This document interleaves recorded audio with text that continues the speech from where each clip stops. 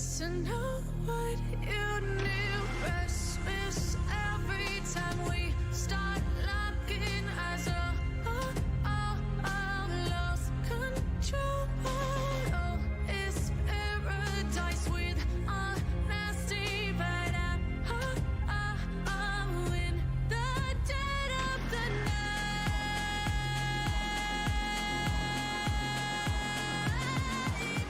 Let the darkness take control.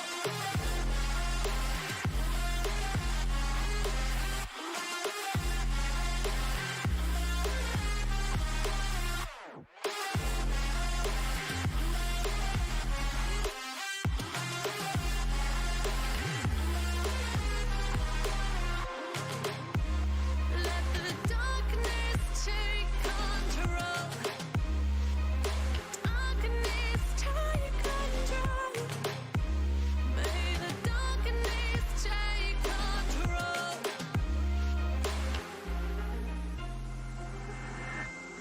Take me in the smoke, breathe me in and let me go. Sink to your heart to find you. Open up your eyes till you're blinded by the lies, so you can see what you do. Restless every time we start locking eyes.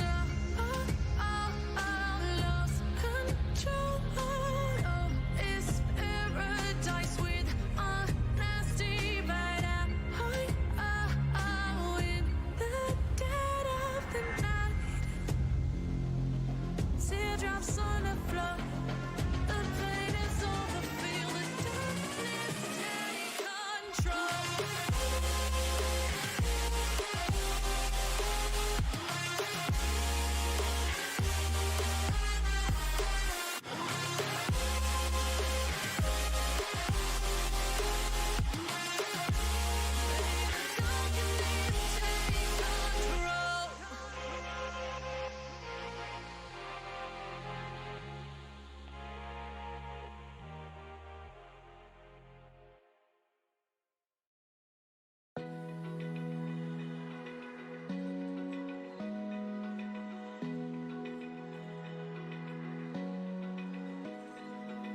Open eye, feel the waves cut through me. Hypnotized by the sounds I'm breathing in. Hold tight, chemicals collide. Hold tight, hold tight, hold tight. Dripping lights paint the skies, all because of you. Dripping lights paint the skies, only you can make me move.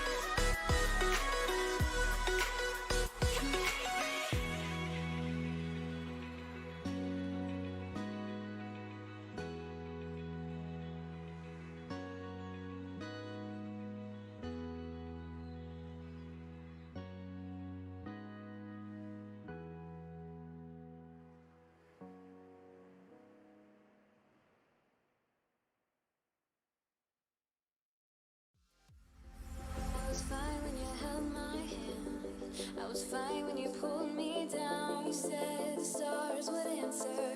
You said our prayers were written down. I was fine when you pulled me in. We were forced to be human, and then the world came after, and I had never questioned it. And they said it was wrong.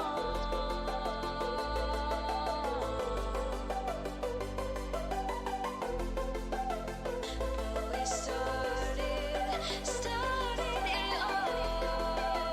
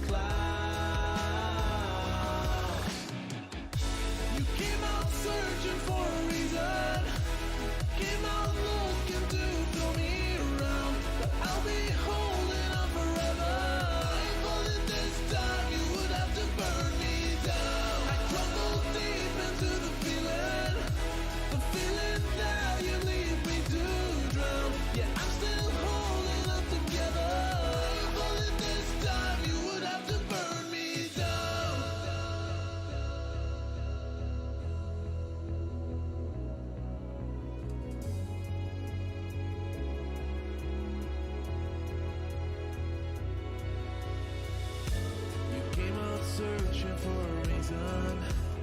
Came out looking to throw me around, but I'll be holding on forever. You won't bring me down.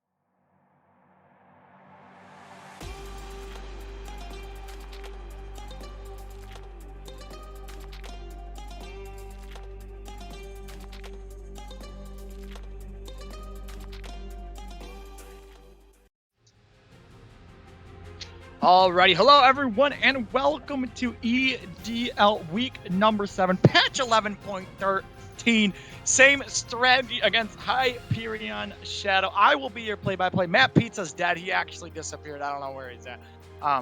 But we can bring in Exernian. She's gonna break down the draft. Actually, gonna give us 5-head analysis. So, Exernian, what's the play here with the new meta?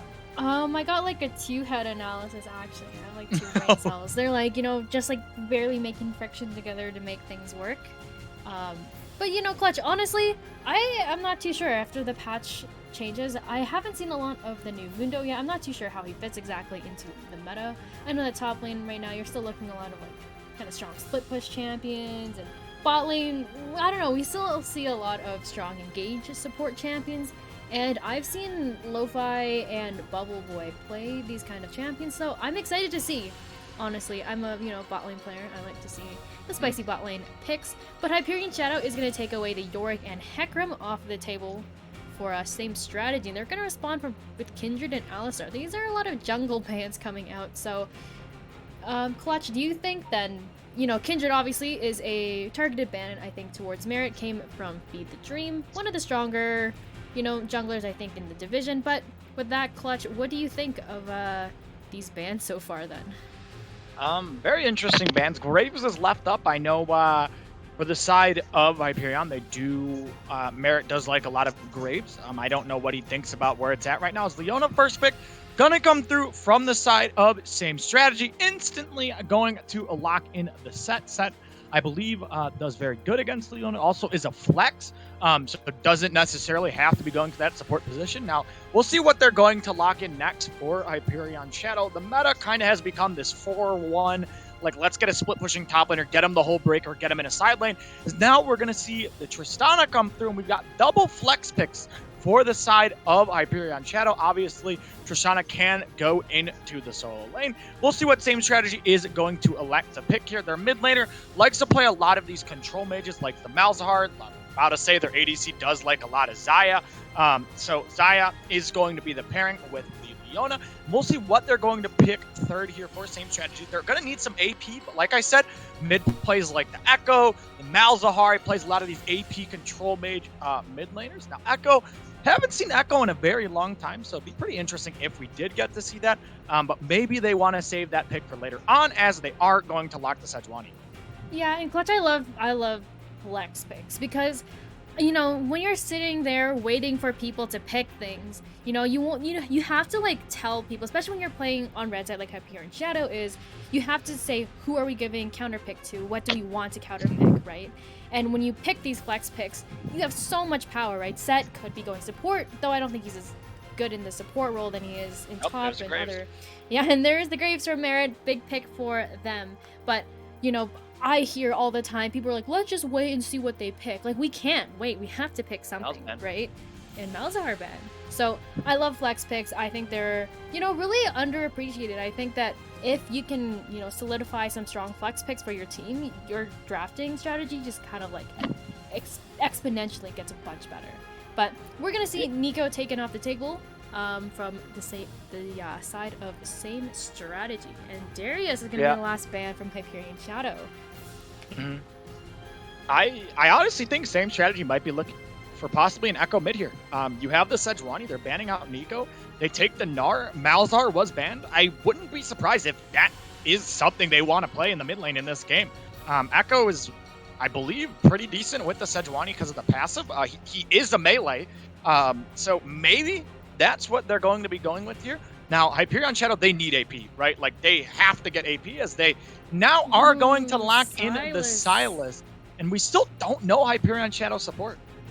Yeah, and one thing, again, someone's kind of in the chat saying, safe ADC Xayah. Okay, Riot did give her a buff. She got 5 more damage per dagger on Q. Lethality Xayah, OP. Yeah, Lethality Xayah. Oh, Fiora! And with that, I think I'm going to pass it back to our actual caster for this game, Mr. Matt Pizza, the one trick, hello. The Fiora one trick himself. Look at that, it's just fate. They locked in Fiora and I'm back. Like, what can I say? Same strategy. They heard my calling. And I mean, Clutch, what do you think about this Fiora pick? I mean, I know I have some amazing ideas about what's happening, but Yeah, the Galio will be the final pick for the set of same strategy. I thought they were going to go something like the Echo. I thought it would be decent here. You know, you got a dive comp. Looks pretty good, but they're electing to go with Galio. I look at same strategies comp, and I honestly think like it's a very good 4-1, but I think they're lacking some damage. It's really all on Zaya in that in the 4 group together. Now I think Fiora is very, very strong right now, and is probably one of the strongest solo lane top laners. Because now we see the Kennen lock in, so it's going to be the Kennen top lane most likely with the set support. Silas mid. Obviously, you could still switch that around. I do think Fiora is very strong right now, so same strategy, kind of going with this Wombo comp. They've got the 4-1 going for themselves. They're playing towards what the meta is. Only question is, I think they personally lack damage. I don't think they have enough damage, and they really have no AP threat in their team. Like, yes, you have the Galio, not enough AP damage, though. So if you're the side of Hyperion, if you are this set, even Graves, right, he gets a lot of value out of his grit stacking armor. But I think you can just kind of get some armor and you're living the life. Now, obviously, Fiora, pretty disgusting right now, and that's what I'm going to send it over to you. Alright, so let's take a look at these matchups, right? We'll start with the mid lane matchup, Galio into Silas. Galio just wants to, push out the wave, roam. Silas kind of wants to do the same thing, right? They want to both look to make things happen on the map. Now, Galio ulti is going to be super impactful in the 4-1, right? Like, if Fiora is ever in that 1v3 situation, she always has Galio ult to come in and, save her. And then let's take a look at these top lane matchup. Right, we have the Fiora versus Kennen. Now, it's Kennen favored because I mean, come on, it's range versus melee.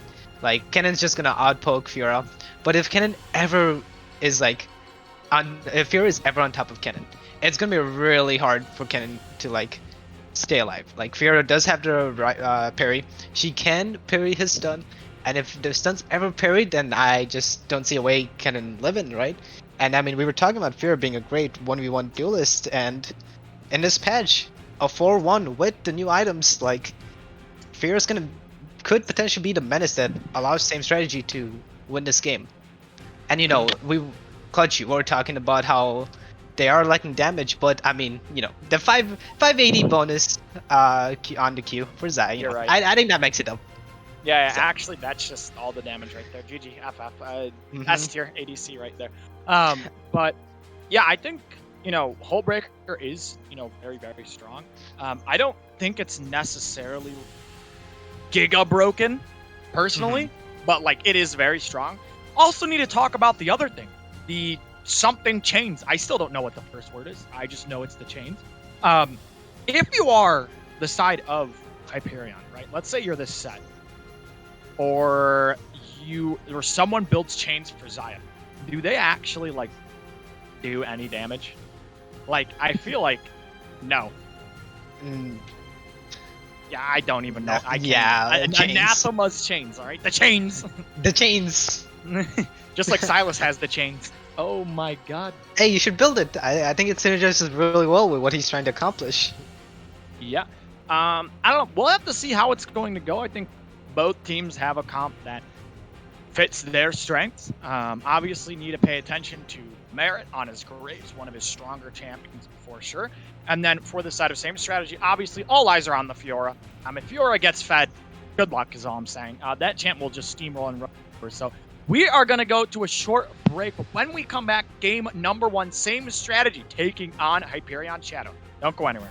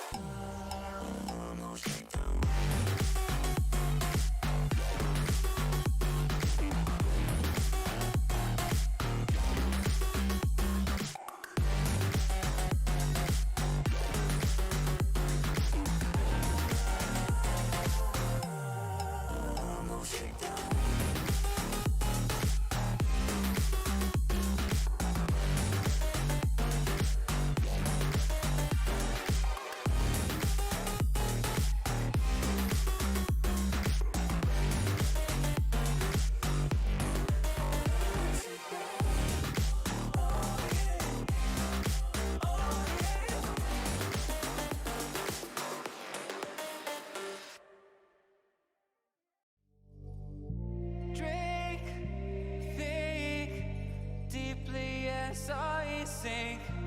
Finally, someplace I found peace in the dark of night. Tabletops counters in the early hours, stone cold inside. Banging drop stanzas, never needing answers. We wander all alone, but we can't find the street lights go. We wander all alone, but we can't deny we are the street light people.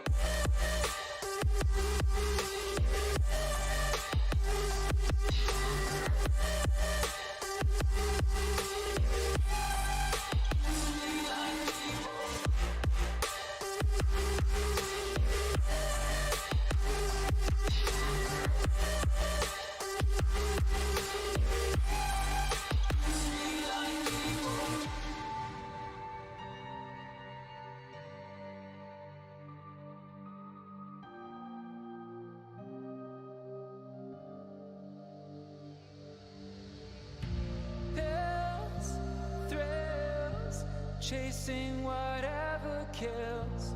For so long, I forgot how it feels in the dark of night.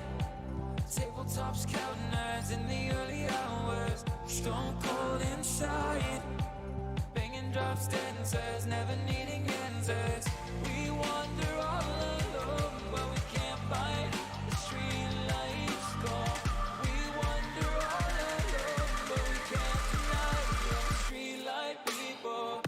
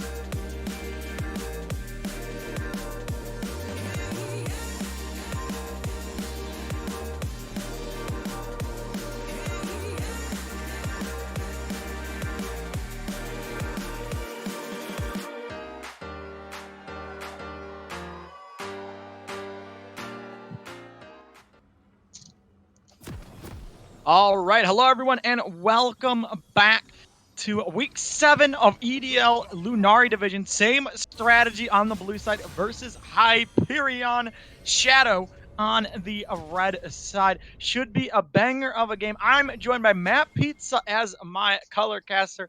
Matt Pizza, how's it going? You know, it's been good. You know, I just had to take care of something, so I wasn't here for the Yeah, how's your start of the garage? show. It's being under repair. You know, I got scammed out of our first Oh, garage door person, and you it know got that wasn't political? fun. It did get political. It got political, but so not my problem. All right, It's like a well, tongue twister.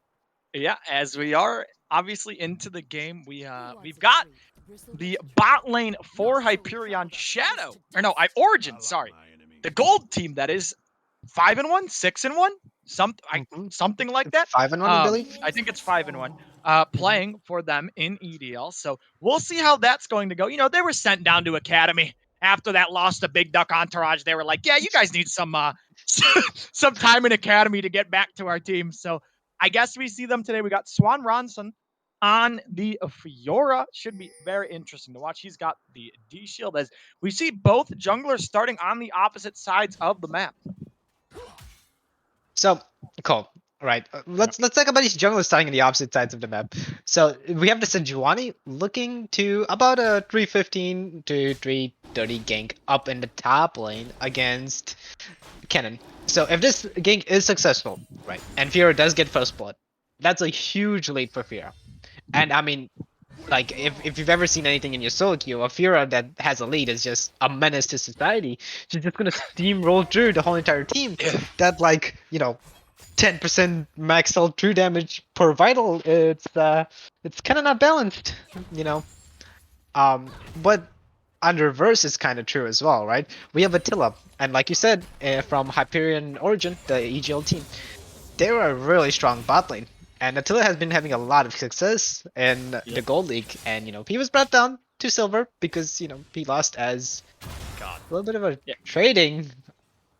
Yeah, some trading in the top side. I mean, Tomorrow already loses a majority of his health bar. Does have the pots and the biscuits, so can sustain him back up. Now, if Fiora actually can get Kennen pretty low, Sejuani could look for a dive on the top side. Now, probably not going to happen as we see Merit. He's now clearing his bot side. Jungle is doing it a bit faster than the Sejuani, about one camp up for himself. So doing pretty well on the Graves, farming up, should be able to get the Scuttle. I don't think we're going to see a Scuttle. Obviously, both junglers have to the opposite sides of the map here. But yeah, I mean, as we see, Fiora actually is just going to reset. Going to get a quick back off, going to get the boots. I'm going to walk back to a lane. Everything's even so far. Not a lot of action as we see on the bot side, actually. Right when I say that, Xayah's going to be taking a lot of damage, and the feathers will be pulled back, but it's not enough as Attila will catch himself first blood. That was... in all honesty, I didn't realize that Tristan did that much damage, but the bomb actually just one-tapped the Xayah. And Xayah even burned heal. So that was a really good W coming in from Attila, right? Doubling to stay out of the turret range, but also in range to auto-attack the Xayah down. As we see Merit invading, and we could see a little bit some more cheese happening in the bot side. Merit does need to be careful, because if he does get spotted out here, he's dead. He doesn't have any support to come help him, because his bot lane is literally backing. So he is making a very, very risky play here. If, like I said, if same strategy's bot lane spots this guy out, that's going to be the flash burn, and he might end up dying. Now, Sedge is coming. He isn't spotted out. Sedge probably going to show on the Krugs here. No, she's going to go the long way, and Merit is actually going to commit some crimes and get away with it. Holy, I'm just so... Merit actually just took the big Krug, and then was just like, yeah, peace out. Great escapist. As, the jungle was backing, and with this... Oh, no, we're going to see a 2v1. They're going to be going on to the Galio. Galio still does have the flash. Isn't going to burn it. Now We'll see if Merit goes after, but elects not to flash. They get the Chel's flash in the mid lane. So now he has to reset. Silas actually is going to stay here. He's going to elect not to reset. Try to get some of these minions. You see in the top lane, big wave crashing into the Fiora. Should be able to catch back up on CS and actually probably have a bit of a CS. As now we see in the bot side, that's going to be a jump in onto a smoke. He's going to have to flash away. The bomb's going to be ticking, and that's another kill going over to Attila.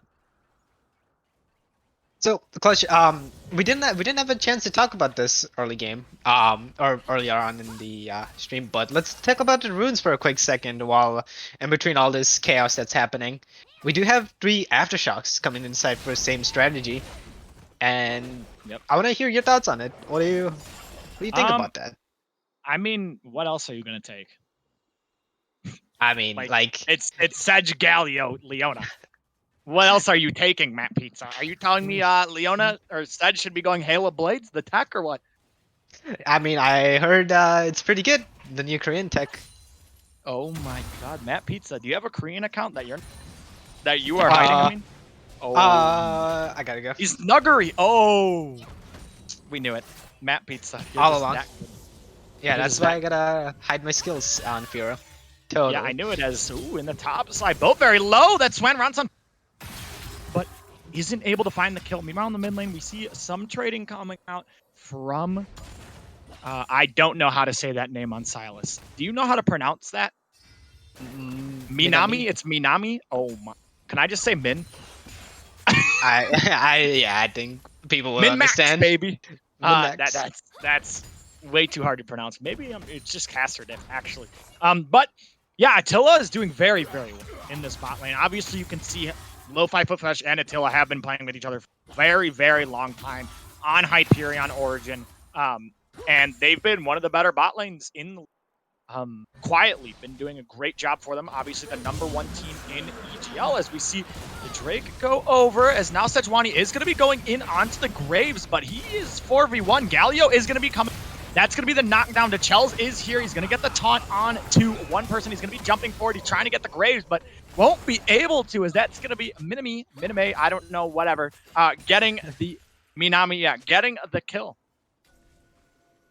That was Graves just like kind of snuck that dragon. I don't believe they had any vision of it. And when Sejuani eat over, she was just like, "Oh, whoops, my bad." Yeah, gotta go. And I mean, surprisingly, Asherbot was able to escape, but Chichels comes in with the hero's entrance and dies like a hero, saving Asherbot the death. Yeah, it's My Hero Academia. He's going in, Matt Pizza. He's making the entrance as we see Merit just taking the jungle. Now he's going to be 1v1ing Sedge. I think he wins this pretty hard, though. He can look the turn. He has the ultimate. We'll see if he's going to use it. He's going to use it backwards to be able to walk forward, but he isn't going to find anything there.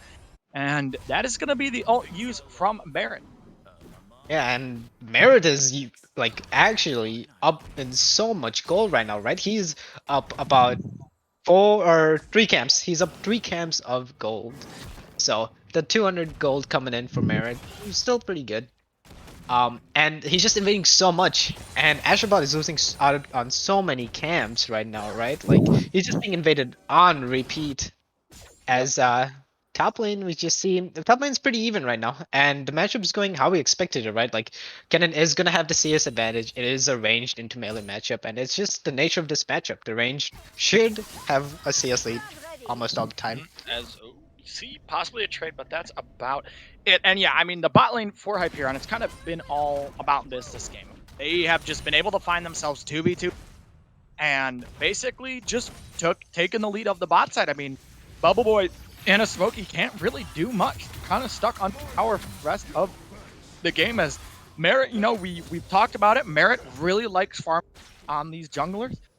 Likes to play the farming style, doesn't necessarily like to gank early. He likes to get leads through jungle camps, through pathing, and he's got himself a lead in this game. Meanwhile, on the top side, maybe potential dive coming through onto the Kennen. No TPs for the side of Hyperion, so this could be good. But Silas roaming up. Looks like Sejuani doesn't want to go for that one. And yeah, I mean, kills 3-0 Hyperion with the lead, and now it looks like same strategy going to start the race. And if you're same strategy right now, you have to be thinking, how are we gonna kill Attila? How are we gonna get that 150 shutdown? As we might just be seeing a fight.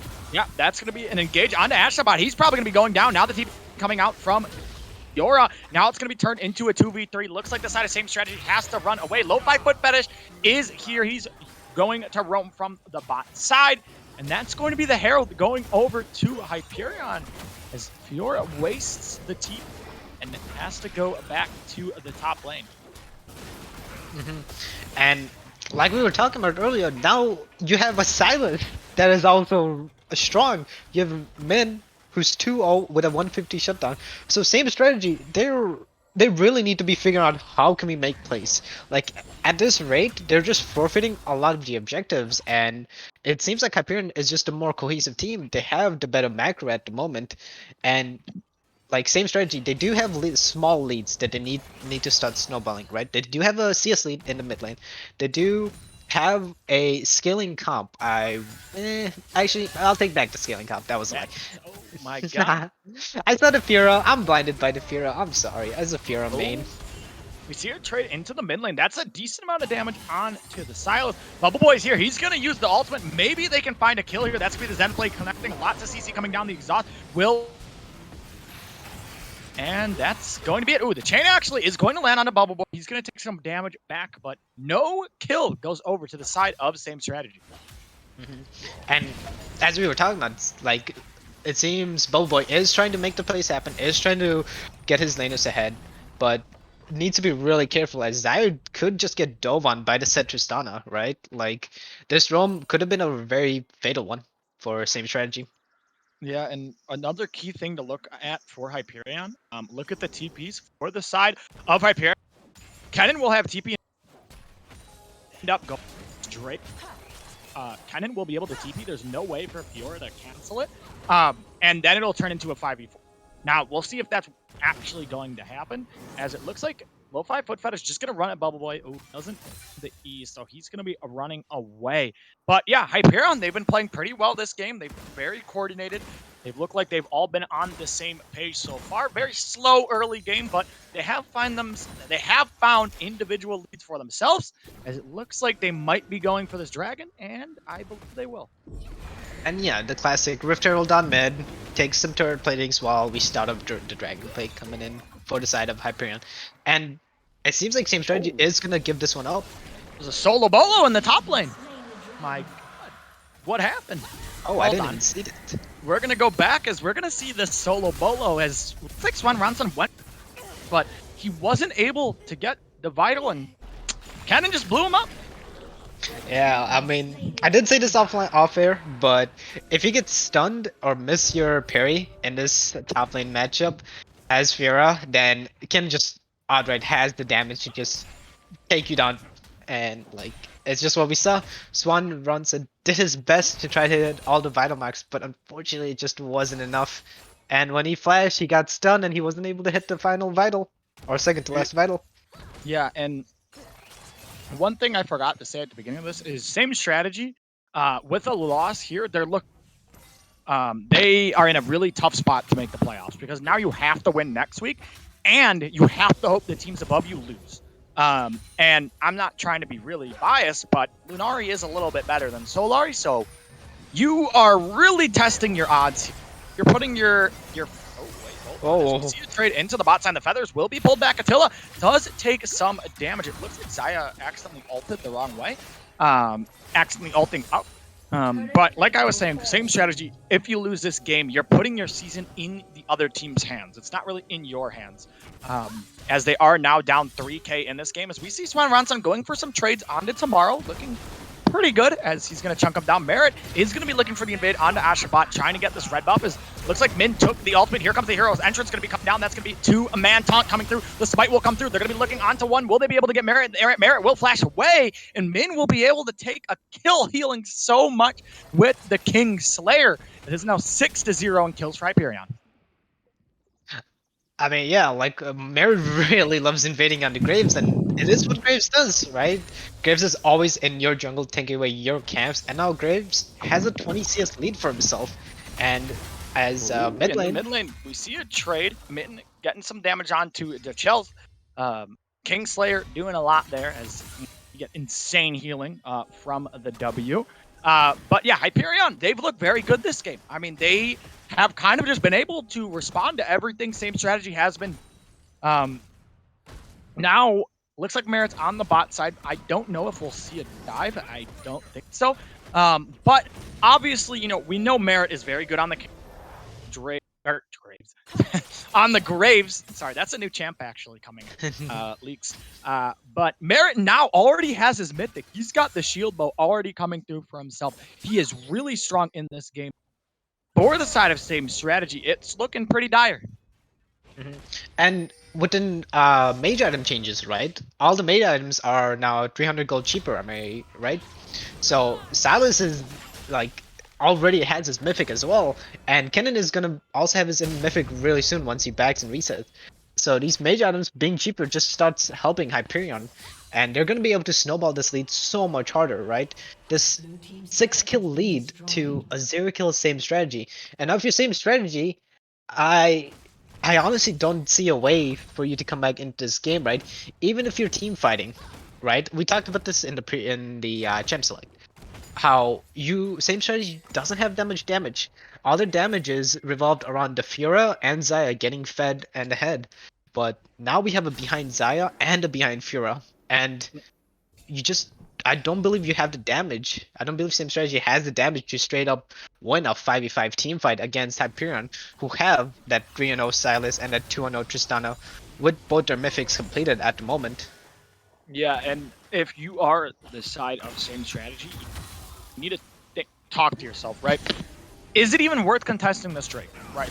It is third Drake, as now we actually see a fight. Sejuani is getting caught out in her own jungle. That set ult coming out. Ashabot should be going down. Merit will pick up the kill. like I was saying, if you decide the same strategy, do you even contest this Drake? You probably need to somehow give up the Drake and look for a pick. Maybe dive someone, find something, because you are just bleeding out in this game. And it's a lot of things that lower elo teams really struggle with, is when they get behind, how do we come back into this game? And as of right now, same strategy, now almost down 5k. It is looking pretty doomed. And like we said, there were a few dive opportunities that was presented to same strategy. For example, the dive top lane, or even helping out the mid laner, right? Trying to put men behind early on. But yeah, they just need to make something happen, right? Like they need to find out what lane is just prioritize one lane. Try to do something. Like as of right now, they're just bleeding out. We need to see something happen. Whether that be a pick onto any of them at the moment, even the support, anything is going to be helpful for same strategy to have a chance at winning this game. Yeah, and that's going to be the rift going down in the mid lane. Should be the mid tower and also the dragon. So Hyperion playing a very clean game. Been doing a great job in this game. Now we'll see. It looks like they are going to be starting the Drake. Should be able to pick it up. And yeah, I mean, it's really just looking like a one-sided game here for this side up. As we see, same strategy is kind of hovering the Drake, but they're not going to be able to do too much. It's a common thing where teams will kind of walk near the Drake, dance around it a little bit, not really thing, when in reality, they could just be farming the side waves. They could be pushing them out. They could be getting farm. They could potentially be looking for a crossbat play. But it looks like that's not the same strategy wants to go for. And the macro coming through from Hyperion looks pretty well, as that tower is almost gone, and now it is.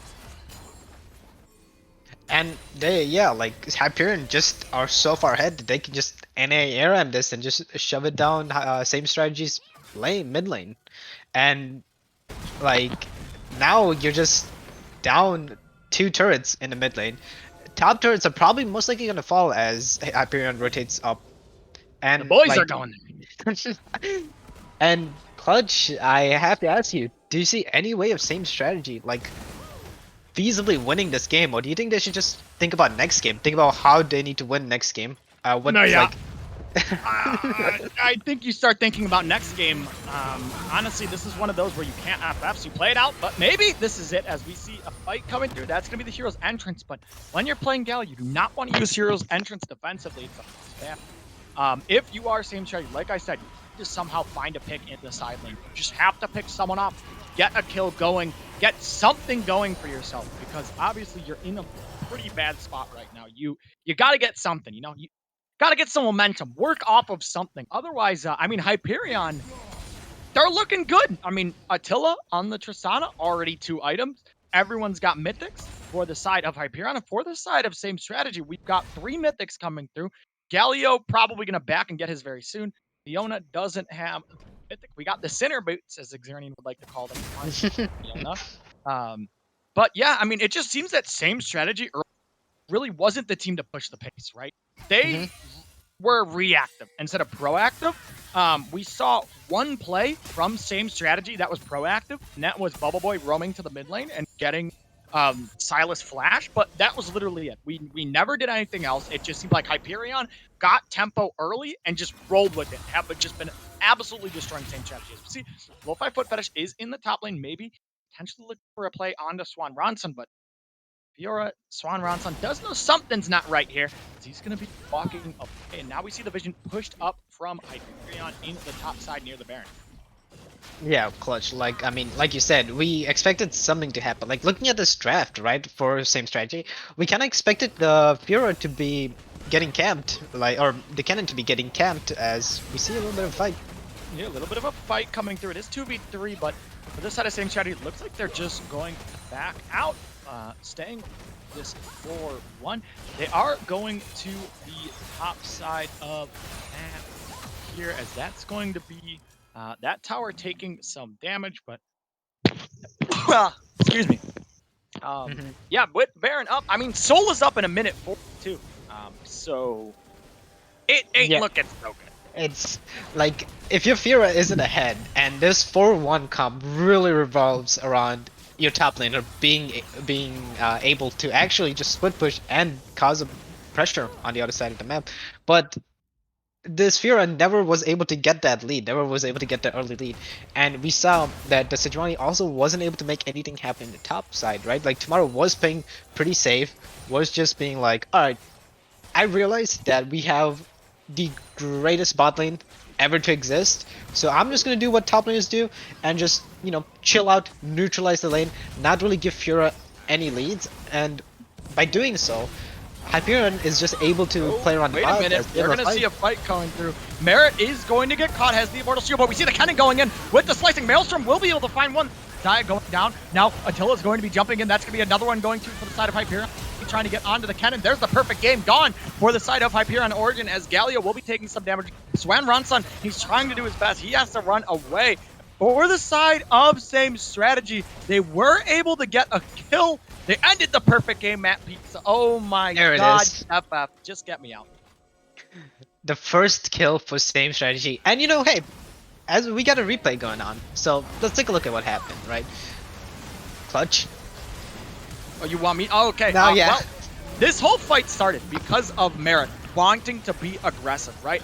You see that they have full control, Hyperion, of the top side jungle. And then the fight is just so free. They're so far ahead, they can just smack basically their wallets at Same Strategy and win. It's like you have to really giga outplay to lose, but great vision setup from the side of Hyperion Origin onto the top side, knowing that, hey guys, we can take this fight. As now we're going to see it as that's going to be the Stolen Drake coming through, and that's going to be one going down. Set is going to die. Maybe this is the fight for the side of Same Strategy, as now they're going to be looking onto Merit. Merit doesn't have the flash. He's going to, that's going to be the stun coming through. He's now going to get stunned up. Now on the backside, we see Tomorrow. He does have the Slicing Maelstrom up in a couple of seconds. Astrobot will fall down. Here comes the Slicing Maelstrom. It's going to do so much damage. That's going to be another one going down. The Chels will fall too. Now it's going to be a 2v2 for both of these teams. As we see Swan Ronson, he's going to be going in onto the cannon. Will be able to find the kill. Maybe he almost gets the last vital. Nice stopwatch coming from the cannon. Swan Ronson, he's going to get the parry. He's going to get the root from a Smokey. That's going to be another one going down. Min is going to die also, and it's an ace for the side of Same Strategy. What a turnaround, Clutch. Like, holy cow, they actually were able to ace Hyperion Origin. Like, if you look back at this, like, in all honesty, I thought that the cannon was just gonna clean up. Cannon did have the Maelstrom and was able to take down 2, but we also had Swan Ronson coming in and was able to clean up the fight. We had Desire still staying, helping out, and we see Tamara just trying to run away, not giving Fiora the last vital hit on her ulti. And just look at this Feather Recall here. That's so much damage from Desire, and it's one who just stays barely alive, right? The Gold Drinker healing coming in, keeping him alive, and now the gold deficit, slowly but surely, it is decreasing. Now, granted, like, it is still a 7k gold deficit, but that's one less dragon, and the game is now stalled out for another 3 minutes and 30 seconds, with the Baron being up. And yeah, I am just assuming that the side of Hyperion is probably going to set up vision and potentially look for a Baron start, and then just end the game off that. Because yeah, like obviously the fight it wasn't the best, right? Like people got caught. It was really unfortunate for them. But now, looks like they might have caught out the Chels here as Low 5-foot Fetish is going to ult him backward. They found a pick onto the Galio. That's the jump forward coming through from Attila. That's going to be actually 2 caught out from the side of Same Strategy, as now that's going to be all going to be used onto Attila. The feathers do not root Attila. And maybe with that pick with Sejuani in the bot lane, Hyperion says, all right, free Baron. you know, Same Strategy, they did have good picks on Hyperion at the Dragon, but unfortunately the tides were turned on them, right? We saw Swan Ronson and the Chels get picked in the top side. The Chels was able to make it out, but Swan Ronson did die, and with that death they lose Baron, as you know, Bubble Boy tries to steal but doesn't succeed in it. But yeah, like you said, we do have Asherbot pushing out the bot turret. Just vibing in the bot lane. Yeah, I mean, hey, we did say, you know, gotta get something, and I guess this is the something that Same Strategy needs. They just need the tower. It's the first turret. They're making a statement against Hyperion and telling them we're not gonna go down that easily. Yeah. Oh, there it is. Oh, he got the turret as Cannon's now. Yeah, I feel like Hyperion should be able to end. I mean, Hullbreaker comes through for Fiora. We see the 1v1 onto the top side. Swan Ronson against Min, doing a lot of damage, actually. Now we got Fiora onto Swan Ronson. We got a little bit of a 1v1 as Silas will come out ahead in that one. And now with the Fiora dead, it's going to open the floodgates of same strategies base. And now Hyperion has never mind. Matt Pizza. I thought Hyperion was gonna do something, as actually they might be doing something right now. All right, the Chels will get caught, but he should just be able to walk out of that one. You know, same strategy. They did have that one Drake fight where it went pretty well, but obviously when you're that far down, you need like 3 more of those. And unfortunately, I don't think we're going to get 3 more of those. As we now see, nice dodge from Min on Ashabat, as Min, I believe, still has the ultimate that he could use on Ashabat. That's going to be the root coming through. We'll see if the ult will come out from the Silas. There it is. It's going to be going onto the Sejuanis. That's going to be down. We're going to see another one. Zaya will die. That's also going to be Leona dying as well. Double kill over to Attila. And I honestly think this is going to be the game. Same strategy did, like you said, Clutch. They did have the good dragon fight, but it's just too little too late, right? The game is like already decided when almost all of Hyperion had mythics, and same strategy will basically still sitting on components. And now we have Baron minions flooding into their base. It's triple Nheb, and it's a 2v5 now. Like, as good of a Fiora player and a good of Galio player you are, there's just no way you can hold this. Yeah, and this is going to be the game as we see the slicing Maelstrom. No more kills will go over as Hyperion Origin. Very clean game, or not Hyperion, Hyperion Shadow, my bad. Very clean game. Number 1 will take the lead 1-0 against the same strategy. So we're going to look at the post-game stats here for a second, as we can see a lot of damage coming through from Tristana, from the Graves. And for the side of same strategy, Galio actually putting in a lot of work, which is very interesting to me. That the Galio was able to get a lot of damage in that game. But if you are same strategy, you have to think of a different strategy for game number 2, because obviously game number 1, it just did not look like a good showing.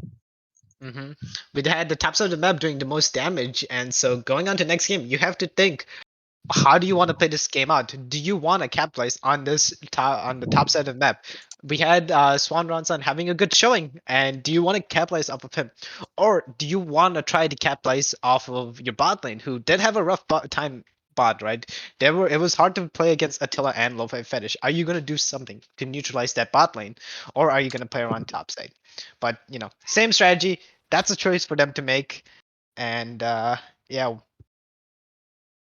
Yeah, all right. Well, we are going to go to a short break. When we come back, we will have game number 2 of same strategy versus Hyperion Shadow. Don't go anywhere.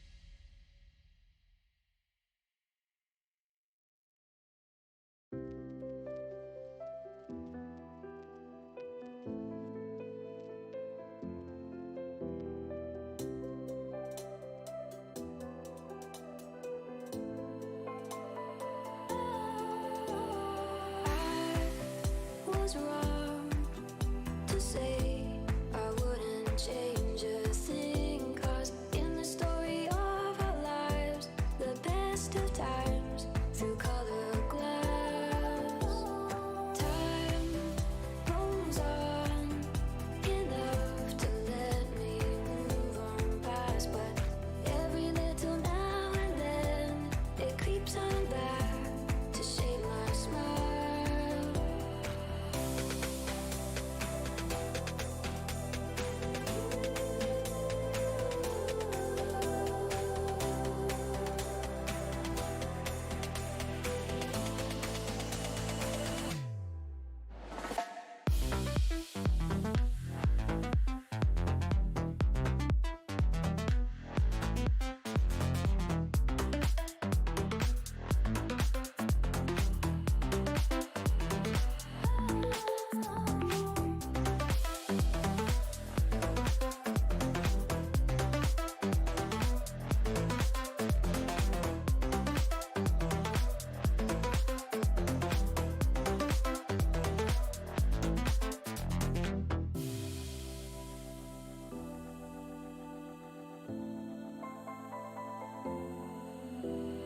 I was wrong to say I wouldn't change a thing, 'cause in the story of our lives, the best of times through colored glass, time rolls on enough to let me move on past, but every little now and then it creeps on back to shape my smile.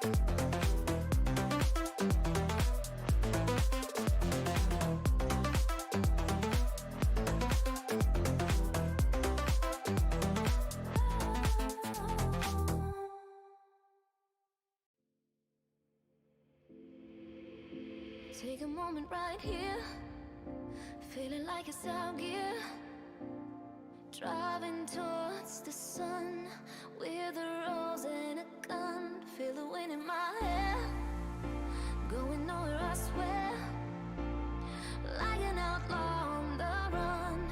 Dangerous but it's so fun, running, running, no. Hold on, don't let go. Running, running, no. Keep running.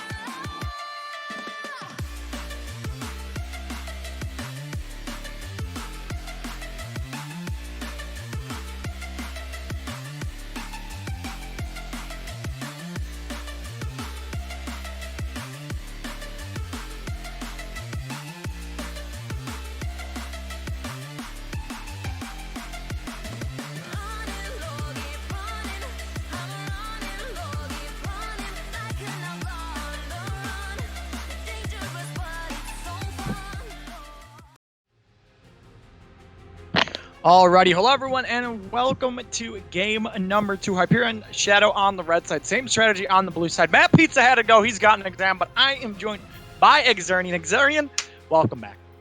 Oh my goodness, we are back, and I mean, we're getting right into the pick and bans again. We're seeing the same band, so same strategy elected to be on the blue side, which I think is a little interesting. Makes me think there's something they really, really want to B1.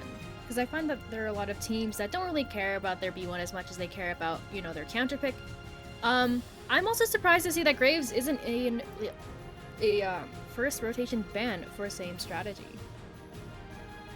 Yeah, I'm surprised it wasn't picked up as we see the set here now taken by Same Strategy. They want to take this one instead of letting Hyperion have it. Now, we'll see what Hyperion is going to pick. Obviously, set is the flex pick. Can go mid, top, support. Could go jungle, but it's not really a jungle anymore. So we'll see what Hyperion goes to. Maybe you see the Tristana come through again for Attila. He looked very good on it last game. Or the Sivir, if it's left up, as we're going to see the Tristana now locked in. And now for the second pick for Hyperion. The Graves is still left up if we just want to pick the Graves again. Kindred was banned. Obviously, if we do pick the Graves, we would need something more AP in the soul lanes, and we see the Galio come through. Which is really interesting to me, Clutch. Galio, I think, was an okay pick for the side of Same Strategy Game 1, but obviously, you know, the thing with Galio, I know Matt Pizza mentioned it a little bit in the draft last game. The big thing with Galio is that you have so much roam potential, right? If you take TP and you take ult, right? And you can be in two places almost like at once and simultaneously, like one after the other. Galio has a lot of presence in that way, and I mean, I'm not surprised that Attila is opting for the Tristana again. Again, this Tristana could go mid. I wouldn't be surprised though if this Tristana is in the bot lane again. Attila did so much damage, so much pressure. It's a really tough lane for Xayah. You're constantly pushing, and Xayah just kind of cries. And we saw that last game. As Same Strategy locks in the Sivir and Malzahar. Clutch, I'm not too familiar on this Malzahar-Galio matchup. I know Galio could also go support, so it's another option. Yeah, I mean, Malzahar has been a pick for their mid laner, the Chelsea likes his Malzahar. Malzahar Echo player, as now we see the Galio going to be flexed to the support position, as we see the Ahri going to be locked in for the side of Hyperion. I don't know necessarily how this matchup goes. I feel like it's a quote-unquote skill matchup, but when you're playing Malzahar, it's not really very skilled. Kind of, you know, just hit your buttons and then hit R. So we'll see how this is going to go. Obviously, with the Ahri locked in, that does mean, like we said, Galio goes support. What I'm thinking for the side of Hyperion is they're going to be looking for an AD jungler. Nocturne, Xin Graves, all left open that are AD junglers. Because I have a feeling Same Strategy are going to take away the Graves and are going to take away possibly the Viego. As we see the Malphite, Darius banned away for Hyperion. Yeah, both teams opting for pretty much the same bans, except there is the Graves ban. Now, I mean, we saw Merit on this really big pick that, you know, they've liked throughout the whole season. I think it was just a case of just outpacing, out-tempoing Ashabot last game over and over again. Merit was just at gangs first, taking camps, and like constantly putting pressure on Ashabot and the whole team of Same Strategy. As we're seeing, ooh, that's a spicy pick, Clutch. Kayn is going to be locked in for the side of Hyperion Shadow. So if you're going Kayn, you know, obviously you kind of have to decide. I know Riot was like, oh yeah, you can like change in mid-game of like what kind of champion you want to play, but everyone knows kind of now, depending on what runes you take, depending on what you're going against, it kind of is already decided if you're going to go Rost or you know, Shadow Assassin, right? So yep, you know, it's going to be really interesting, and Vi is going to be the lock-in for Same Strategy. So Clutch, Vi is not a pick we see very often. How do you think this jungle matchup is going to go between Vi and Kayn? So I mean, obviously Kayn has to make plays early, right? Because he's going to need his form. Now, whether he goes blue or red, completely up to him. But he's going to need to make plays early. Vi, I assume you need level 6. Once you get level 6, though, it is literally just hit R and they're getting knocked up no matter what. They are going to be flying in the air as we see the Nasus now locked in for Same Strategy. I'm going to be honest with you. These picks are like very weird. Like, we do never see them. So some spicy picks coming out. But I honestly am going to be honest. I think I like Same Strategy's draft a little bit better. I think it's something that is very good into Hyperion. As we see the I think Same Strategy's going to win game number 2. Oh my goodness. Yeah, there are a lot of picks I have a little bit of a question mark on.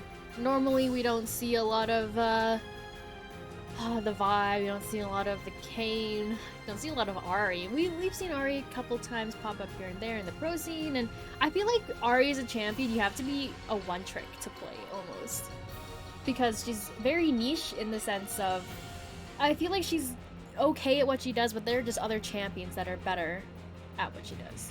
So I feel that's one of her reasons why she's not so prominent in the mid lane. Maybe she also has like kind of an outdated kit. She is a pretty old champion, but again, I have to agree with you, Clutch. There are some picks I feel are not quite like the others. Yeah, I don't know. I just think I like same strategies draft a little bit better. You have kind of, this is set support, yeah. So you have the Sivir set bot lane, very easy to execute. Malzahar just kind of screws over every single thing that Hyperion has, right? Like Gnar goes in, Gnar's getting ulted. Kayn goes in, Kayn's getting ulted. Galio goes in, Galio's getting ulted. So it's going to be very hard for Hyperion to play this. And on top of that, for the side of same strategy, you have the Vi who can just hit go at any moment, right? Like Vi just hits R and she's flying into whoever she clicks. And then Nasus, right? Obviously, Nasus early on is not really a champion, but if Nasus gets stacks, gets these team fights, my man's going to be one-tapping people. He's just going to hit Q and it's going to be like 1,000 damage and you're dead. Only problem is Hyperion Shadow did look very good last game, right? They literally look easily like the better team. Like they look like the better team. So we'll have to see how this game, Hyperion maybe with a bit of a more difficult draft. Obviously, we don't have Merit on the Kindred, on the Graves, or the Viego. Now he's kind of put on something that's a little bit lower down in his champ pool, a little bit deeper is what I should say. So we'll have to see if he's going to have the same effect, because I think Hyperion's whole game plan last game, besides, bot lane just winning 2v2, was we play off Merit. Merit goes for the invade, we follow Merit up. Merit can't get ahead in the jungle, then I want to see what Hyperion go with. Yeah, and that kind of strategy has its, boons and its downfall. I, kind of had some experience myself with a Kayn player who really liked invading, and we played around him a lot. I don't know if you know him. But I found that when your jungler is behind, especially when you're playing the Kayn, you can't fight for the first dragon. I just remember when we were playing, we always say, like, can we fight? Can we fight? And then, his answer is, I don't have form. We can't, right? And then, it's not the biggest deal to give up the first dragon. But then if you're giving up the first dragon, then what else are you losing, right? We saw that same strategy in game 1. They were giving up a lot of stuff, but they weren't minimizing their losses. They were just losing and losing more as the game went on. And, I think, I don't remember what minute mark it was, but they were down like 5k by like maybe 20 minutes or something, because, we're just giving up and we're not fighting back or anything. So my problem now lies in if this Hyperion Shadow draft with the Kayn, and Kayn falls behind, and we're playing around our Kayn, right? And say like Tristana doesn't get ahead, then where's the rest of our damage, right? We have a tanky Gnar, Galio, he can build AP, and he's support though, right? And Ahri, I feel like Ahri can only do so much damage. She's not really an assassin, she's more so like, just your normal, cut from the cloth mage. So it's difficult for me because Hyperion Shadow, I see so many different scenarios for them to fall behind. I see on the other side though, same strategy. Nasus has a lot of potential, just keep stacking up, and he's gonna be a menace if he hits. How many stacks does he need? Like 300-400 to just like one-shot towers? Something like that. Something disgusting, right? So I feel that same strategies comp is a little bit easier to execute. We obviously have, the point-and-click Malzahar ult, point-and-click set ult, point-and-click Vi ult.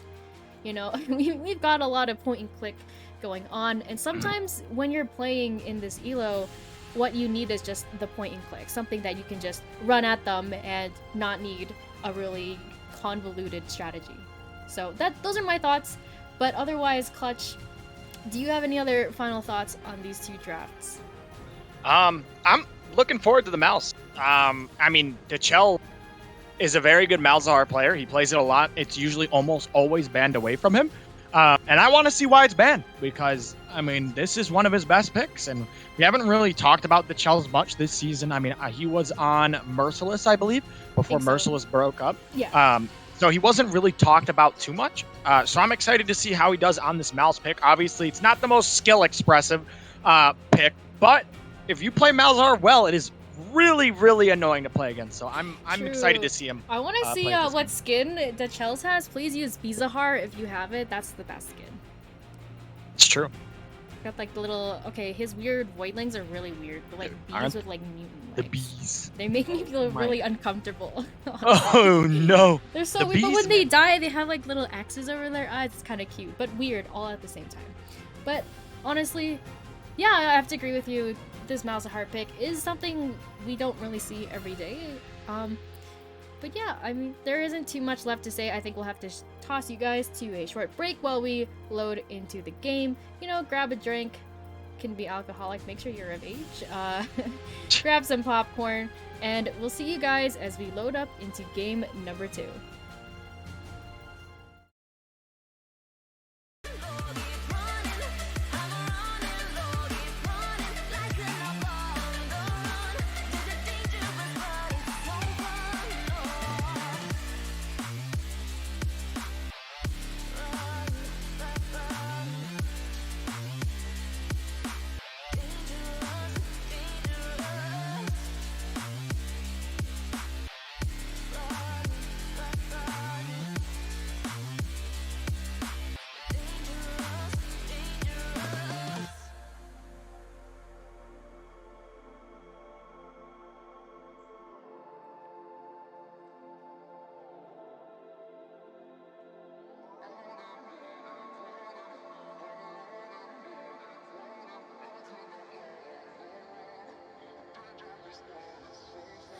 Told my boss that I'm done.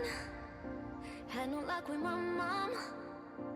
Say, what will you do with your life? You know it's hard to survive. A cigar in my mouth. Maybe guilty but proud. Now I'm an outlaw on the run. Dangerous but it's so fun. Running, running low. Hold on, don't let go. Running, running low. Keep running low.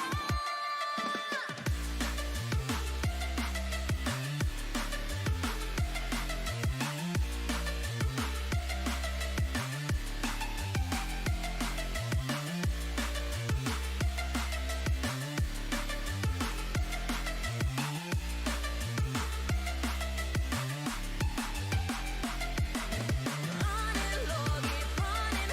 I'm running low, keep running. Like an outlaw on the run. Dangerous but it's so fun.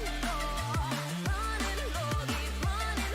I'm running low, keep running. Like an outlaw on the run. Dangerous but it's so fun.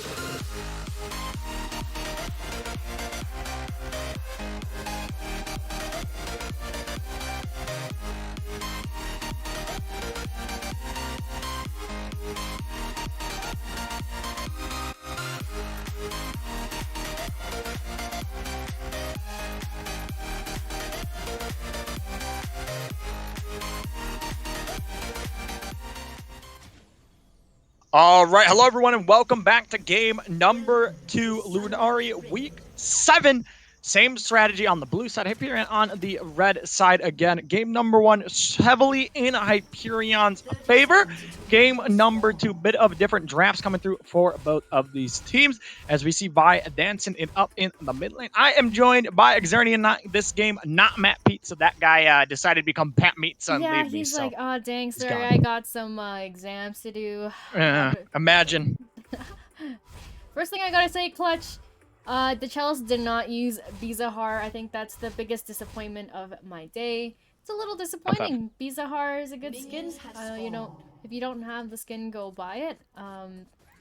And Swan Ronson does not have a Space Groove Nasus. I didn't say this during draft, but that's also a pretty good skin.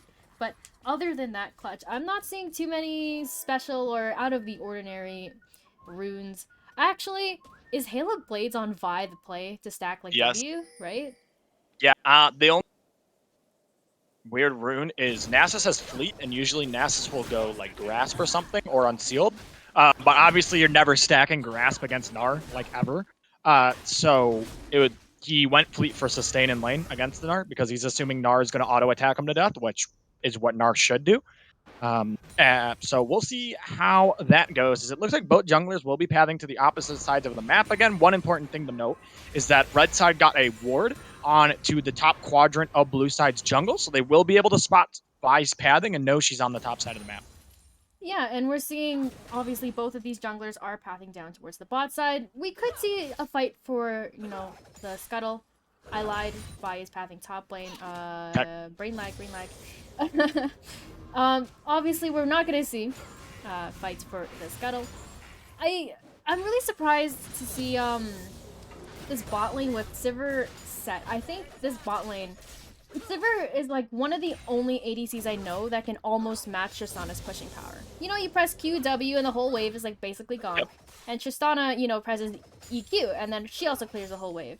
And I think I would have liked to see Sivir and Set try to go for level 2 first. I think Set's level 2 is quite strong.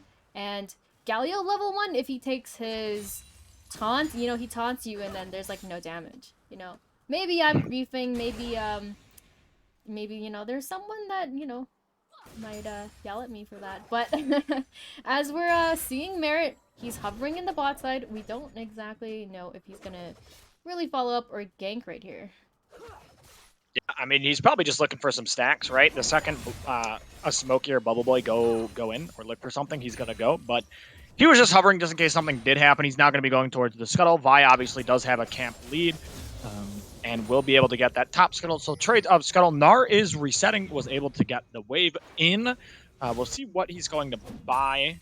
Might be a gold. Nope, it's going to be the boots. Okay, didn't have enough gold. As now we see Merit going to the mid lane, but this could end up becoming a 2v2. As we see Merit, he's going to be going, and he's probably just going to get some stacks. Now, if the charm does land, maybe it'll go good, but counter gank going to be coming through from Astrobot on to Min in the mid lane. That's going to be a decent amount of damage coming through.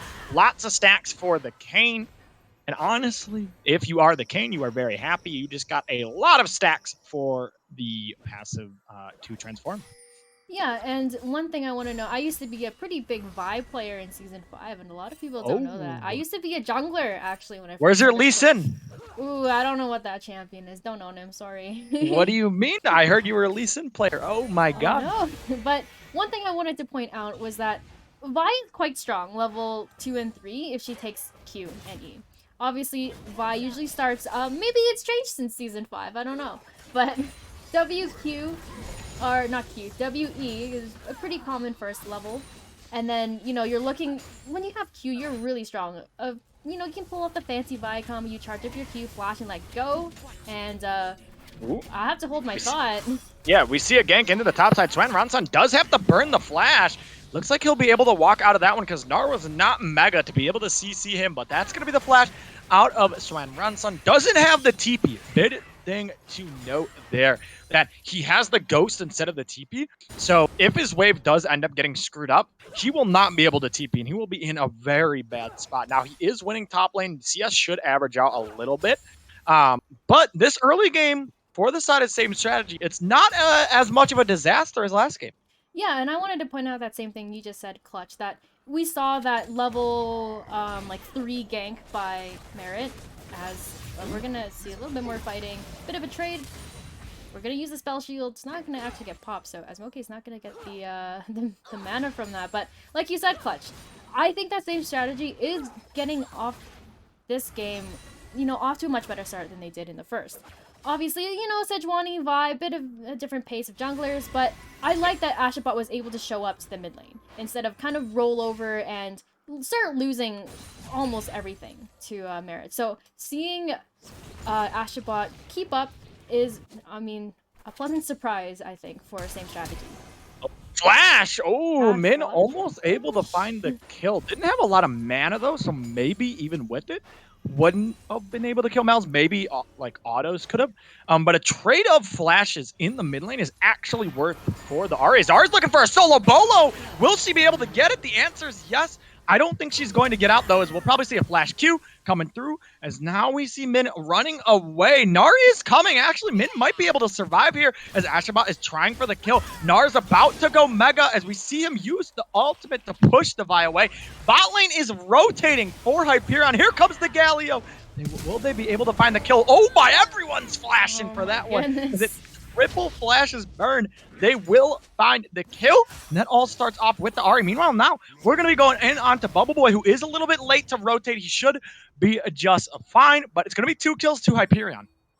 Yeah, one thing I love about Hyperion is that they commit to their calls. We can see how fast Attila and Lo-Fi rotated up to the mid lane, and that's one thing we again saw from game 1. Hyperion is on the call. They know what they're doing. They're, you know, you can tell that they're making decisions as a team.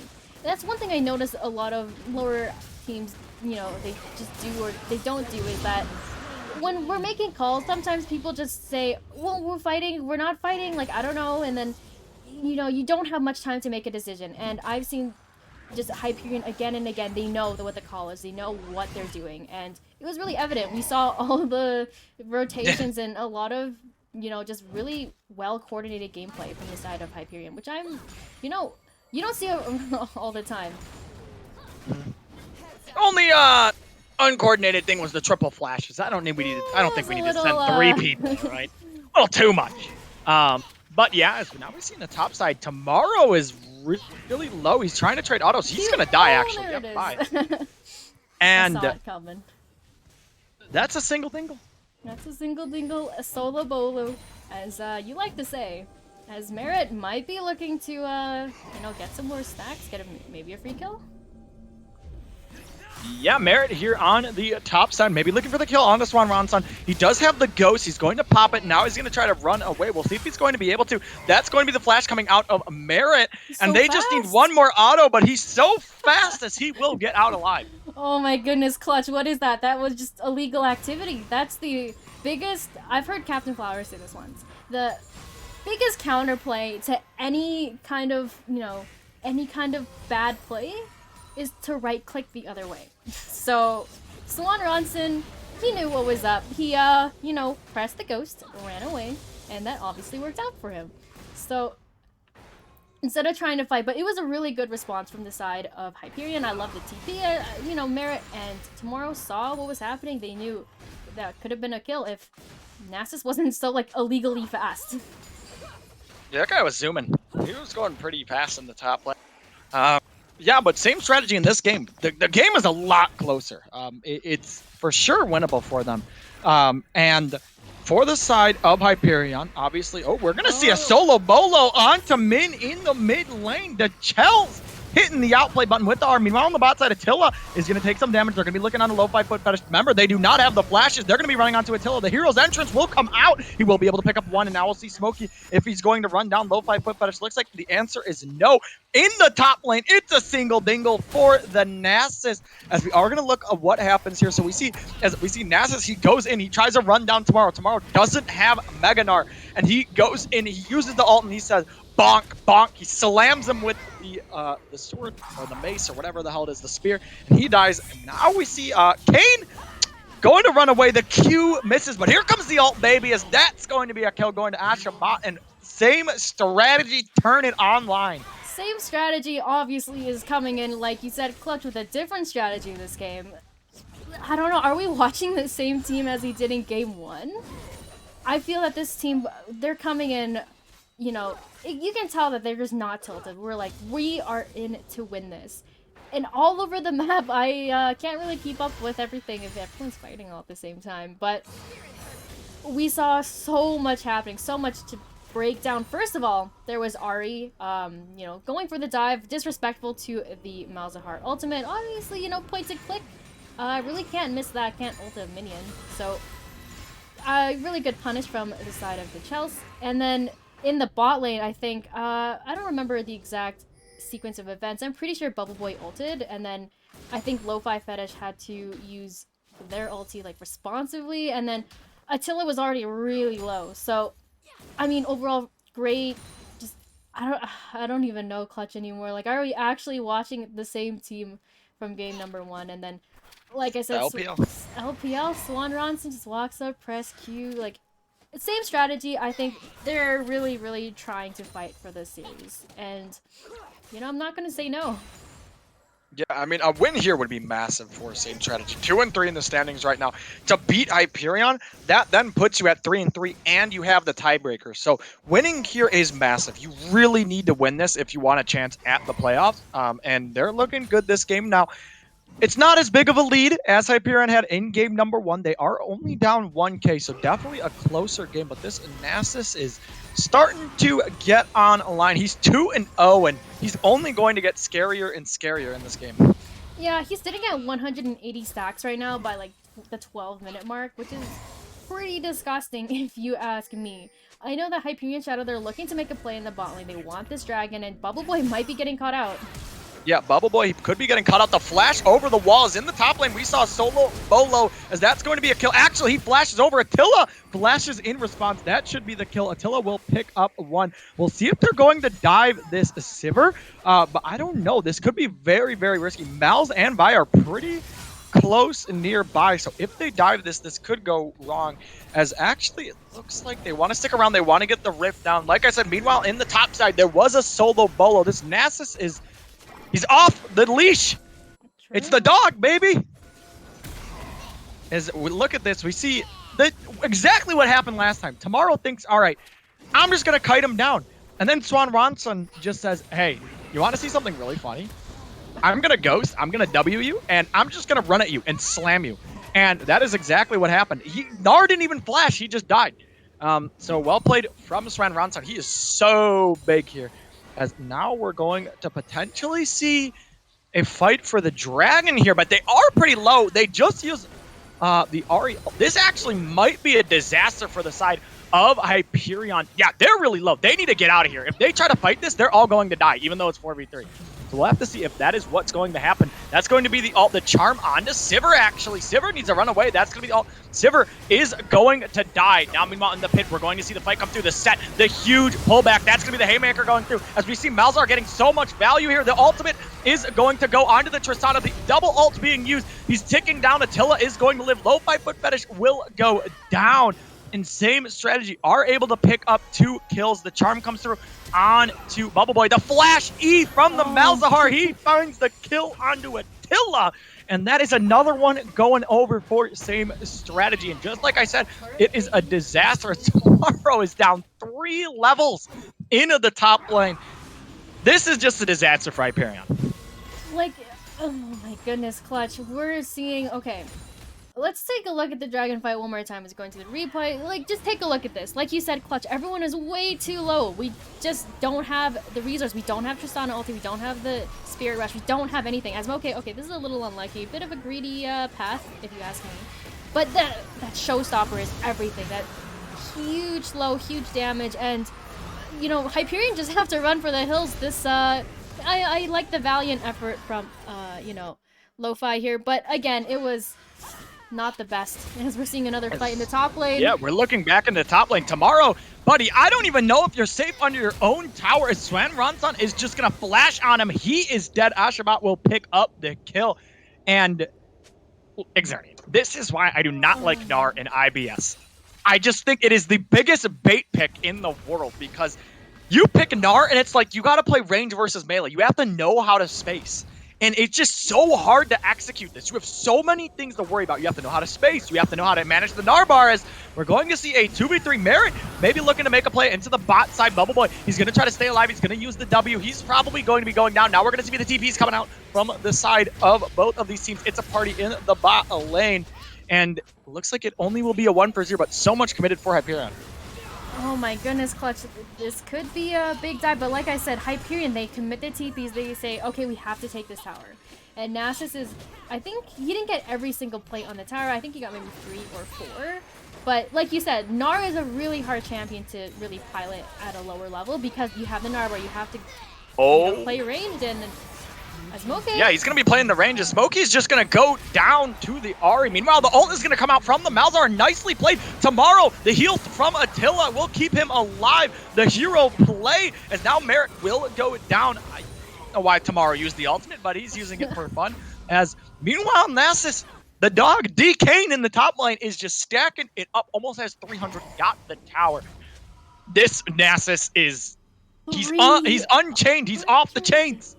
300 stacks, Clutch. 3-0-0. We're at 15 minutes.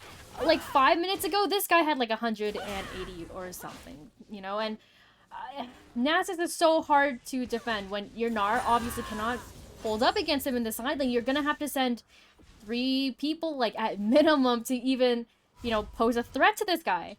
And it's so difficult because Nasus, he's scary, he's fast, he's, you know, just Nasus. I don't know how to really say. He's a really tanky, stacked boy, and I don't know how Hyperion's gonna answer the Nasus.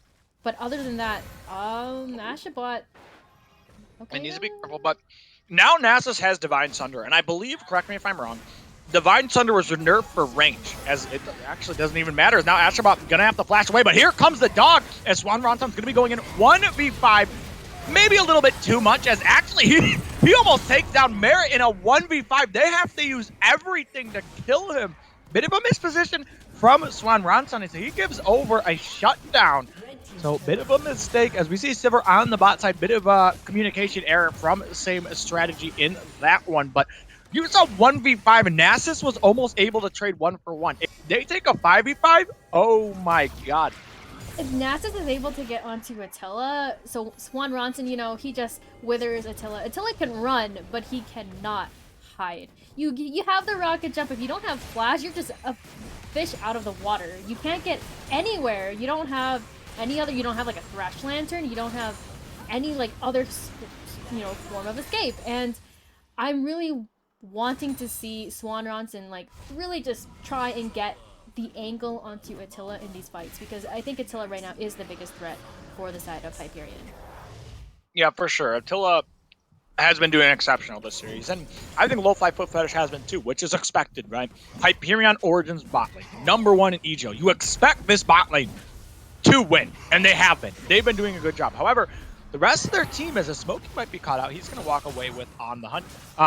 The rest of their team, though, has been struggling a little bit, especially the top lane in this game. I mean, Gnar has not been doing well against the Nasus. Swan Ronson, it looks like same strategy plays a lot off of him, giving him these carries as a Smokey stops the Rift Herald from charging. But meanwhile, Hyperion, they're just starting up the Drake. Swan Ronson doesn't have TP. And Bubble Boy is in the pit. He's going to get ulted out, as that's going to be the Drake actually resetting, and it gets stolen because of the reset. Now it's going to be a 4v4. We're going to see the ultimate come down onto the Galio. Attila's going to pick up one. He's going to be running away. Ashabot still has the ultimate. Who is he going to use it on? It looks like he's going to use it onto Attila, but it's not going to mean anything, as the Drake resetting actually meant that Ashabot was able to steal the dragon, which I believe this smite he could have autoed, but if the Drake didn't reset, Hyperion would have claimed it for free. They do get the 2-for-0 though. Yeah, and one thing I want to note is I think Swan Ronson... Oh, they're going on to Swan Ronson. He's going to pop the ultimate here, and with the Smokey, maybe, just maybe, he's able to do it, as Attila's already out of there, as D. Kane, the Nasus, is running in 1v3. He's got no three fears. people. Oh my goodness. And he will back off. So one thing I want to note from the dragon fight was, okay, so obviously this was really big. We stopped the Rift Herald charge, and like just look at how much this you know, Bubble Boy he flashes in. That is a huge ult from Attila, pushes him away, buys his team so much time. But again, like you said, the reset.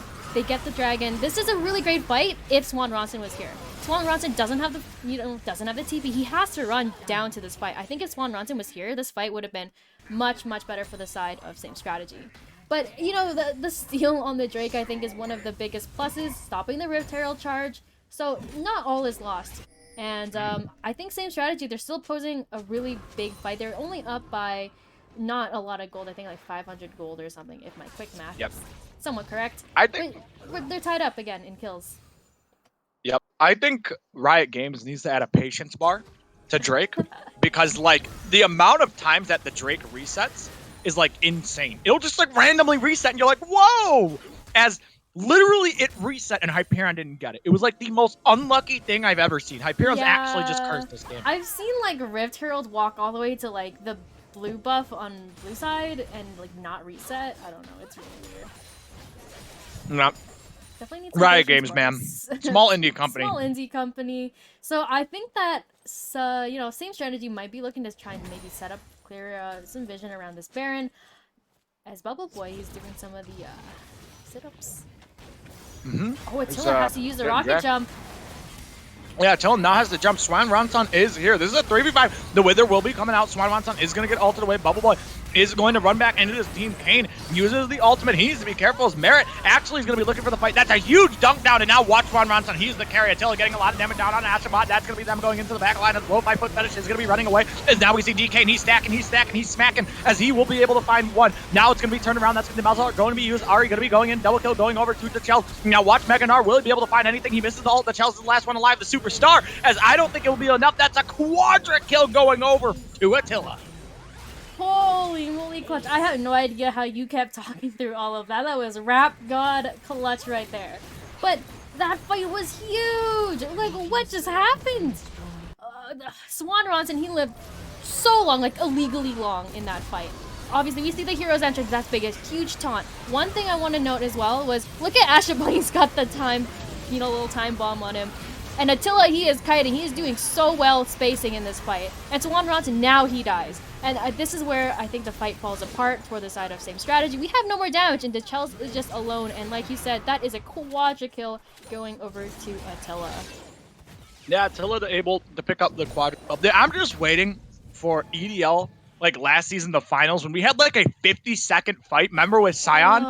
And like my voice was gone and I rap got it for 50 seconds and everyone was like, what the hell? Like, I need one of those moments again, all right? That was hilarious. That was the funniest thing in the world. As now maybe Merit may be going in here, as it looks like he's trying, but he will back off. Attila's in the bot lane. Let's not grief the game by having ADCB bot lane and we fight. He's all our gold. Yeah, Attila though, now 3 items on this Tristana. Very big in this game. Drake spawning in 45 seconds, same strategy, hovering the top side. Yeah, and like we all mentioned before, Swan Ronson on this Nasus, 380 stacks. This guy's almost at 400 stacks. It's a really difficult, the raid boss, when he gets the dream 400 or 500 stack Nasus. You've hit the 40-minute mark, and this guy is opening the gates. He queues goodbye towers, goodbye everything. So I want to see Swan Ronson like put up more of his pressure that he can through the side lanes, because then that pulls apart Hyperion Shadow. All right, here we go. Nars not Mega. The Charm's going to come out. That's going to be a chunk on the Swan Ronson. 5 seconds until this dragon starts. It looks like same strategy wants to contest. They need to be very careful, though. Nasus is healing off of the red buff because, Divine Thunder is really cool. And he's going to be back to full HP and the red buff.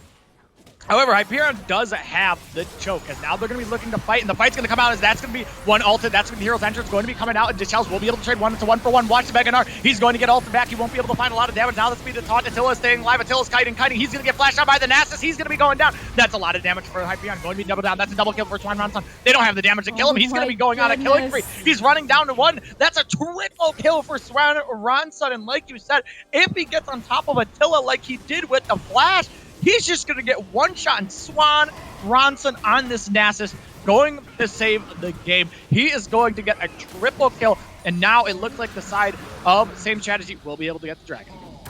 Yeah, and Clutch, Attila was doing so much damage earlier in that fight as low 5-foot fetish. Okay, he's going to get away, but oh my god, we need to take a look at that one more time. So the one thing I want to note here was same strategy. I wasn't too fond of where we're walking through a choke. This is a really good Malzahar ulti though. Catches Merit, he is dead already. Can't ult, can't do anything.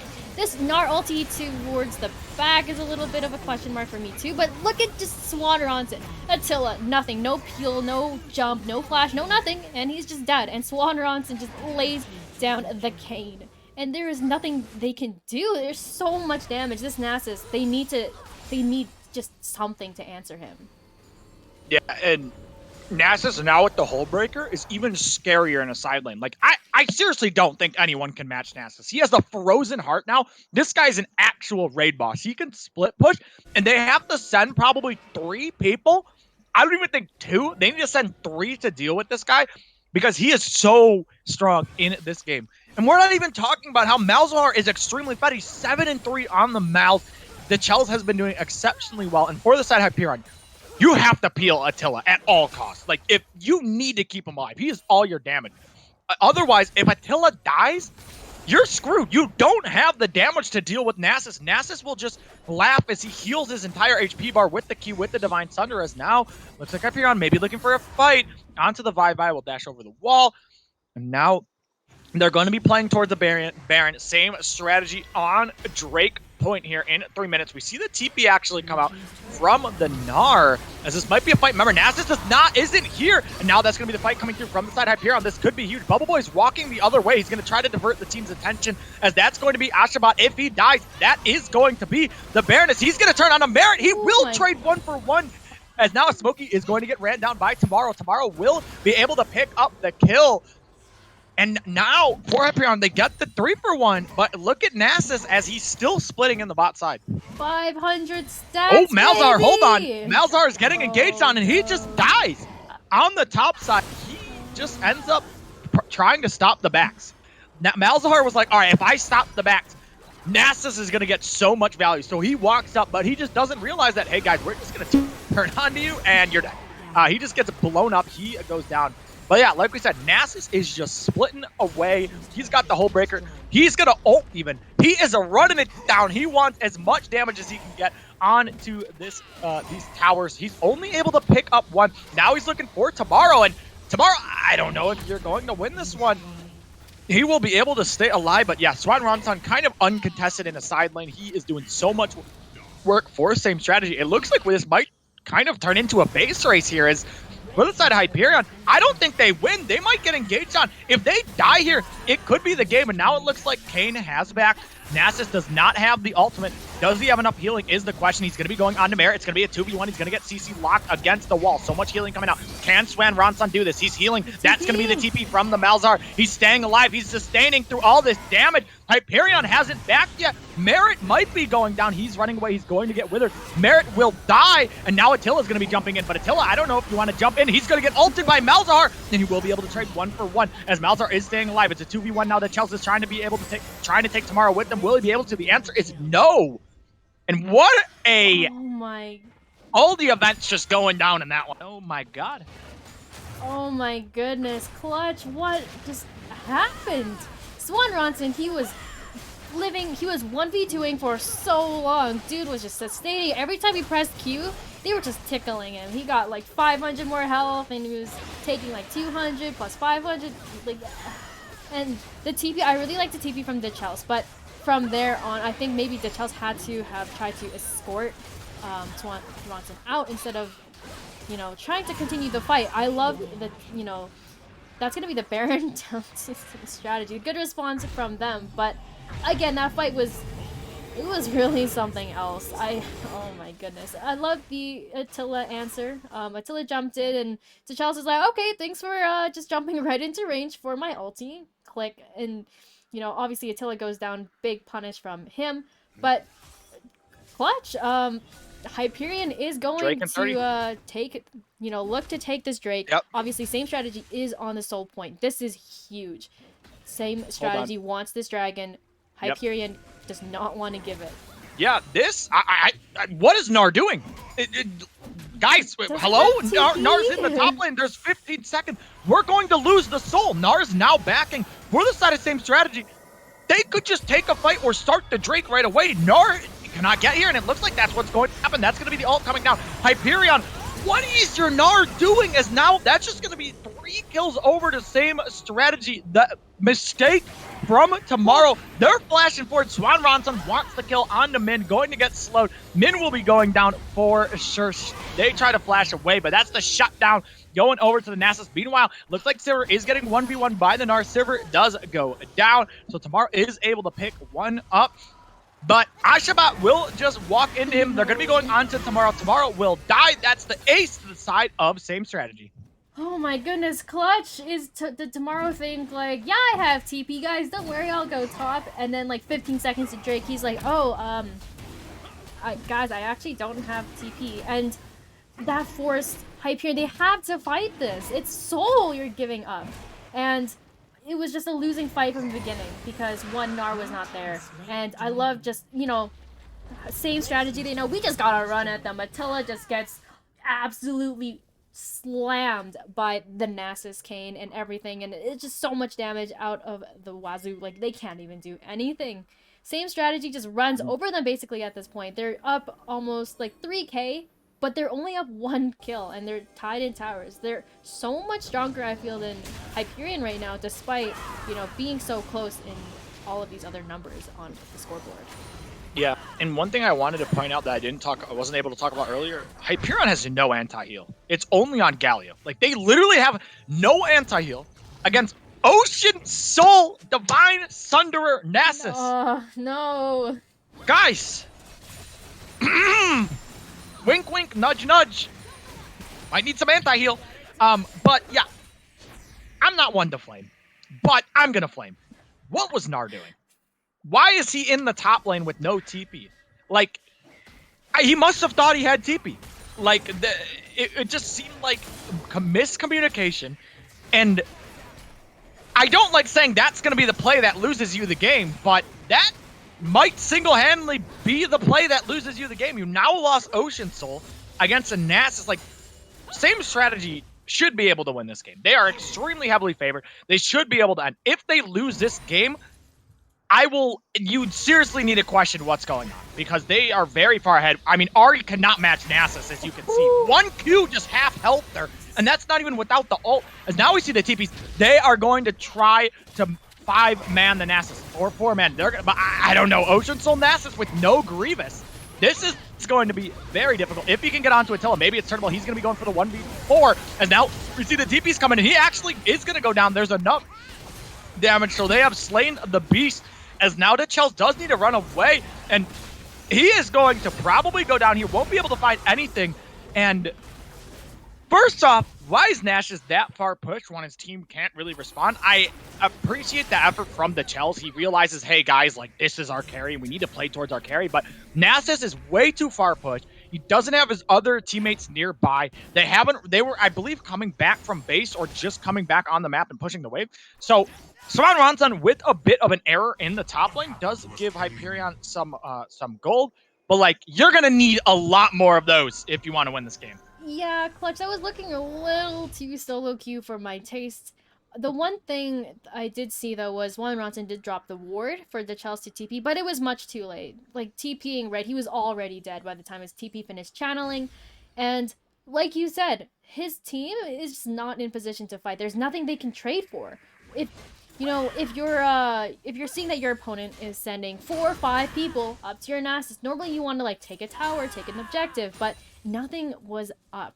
Like you said, big error, I think, from Swan Ronson to be pushed up that far with nothing on the other side of the map. His team wasn't in position to, like, another viable strategy I see is, you know, we put Nasus up that far in the top lane, but we kind of have everyone else waiting and ready to respond because we know that we can turn this fight. But same strategy, they just, I don't know, they lacked the foresight to, you know, do that, I think, or maybe it was kind of like a solo queue moment, but as we're seeing, Hyperion is still fighting for this game, so. Another thing you could do, as we might see it engage here, Nasus doesn't have TP. They're just going to catch out Ashabat, who has to flash away, will stay alive. But one thing I wanted to point out is all the side of, Monet is actually going to be going in, going to use the ult. But one thing they could do is just put Nasus in a side lane, and everyone else just runs it down in another lane, right? Hmm. And as long as you play it correctly, you're going to get towers somewhere. Like, they have to send more than one to match Nasus, or they're going to try to 5-man you. If they 5-man you, you just run for the hills, try to get the hell out. Maybe the support just sacks to die. And then Nasus just says, all right, there's your inhibitor gone. Because as you can see right now, he's going to smack that inhibitor. Now, Red Side's doing the right thing. Actually, no, they're not doing the right thing. My bad. I don't think this is the best call. They could end up getting destroyed here. As we see it right now, Attila gets ulted. And they're all going to probably be going down, but now the fight is going to begin here, and it's just a double kill. It's a triple kill. Give him the Quadra, as he won't be able to pick it up. Same strategy. Get the 4-for-0 on the Baron, and the only reason why I said, okay, maybe this is good here is because Tomorrow has TP, but he doesn't have TP, and he can't match the Nasus. As we see Nasus just run down Tomorrow, that's going to be ult being burned, and Tomorrow has to try to kite out of this one. He's going to be going Meganar. He will probably stay alive. He actually jumps forward for the stun. CC going to be coming out. Tomorrow cannot answer the Nasus. He might actually end up going down. He runs away, but yeah, I just think that if Hyperion, they can't go for that Baron, right? If you go for the Baron, you need to turn. You cannot stay on it. And what just ended up happening is Attila, the ADC, was the one to turn. And Malzahar ult is an ability. Hit R, goodbye, is now we're going to see if Hyperion can defend their base. Everyone is back up, but it looks a little bit doomed. The same strategy should be able to pick this a 1 up.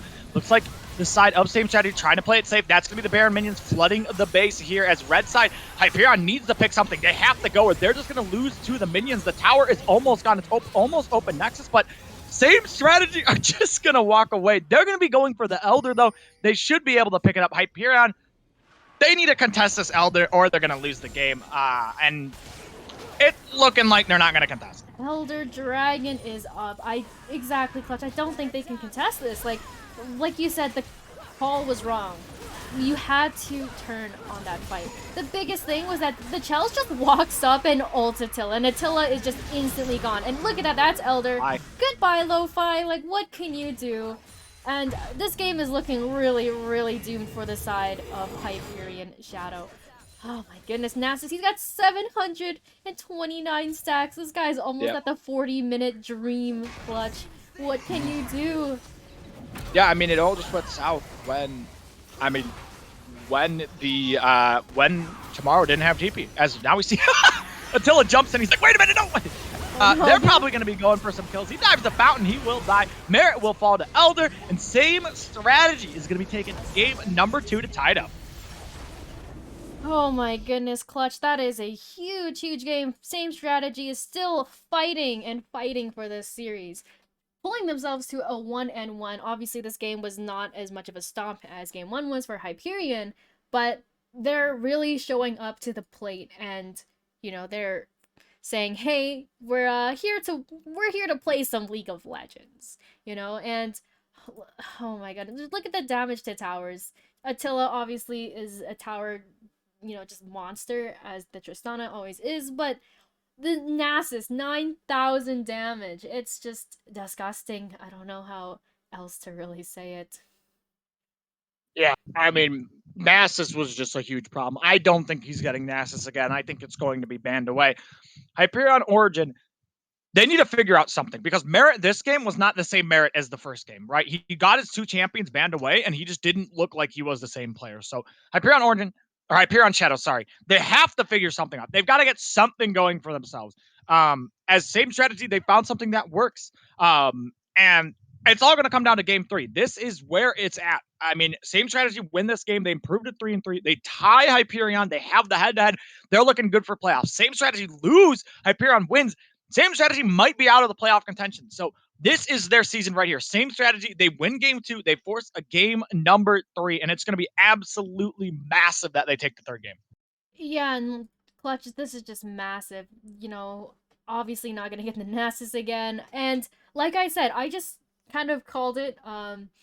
Merit, you know, kind of fell behind on the Kayn and didn't know what to really do when you're playing around. You're starting to give too much, and, you know, Merit just couldn't find its footing into the game. And one thing was Attila did so much damage to Swanronson, to like basically everybody, but Attila didn't have any peel.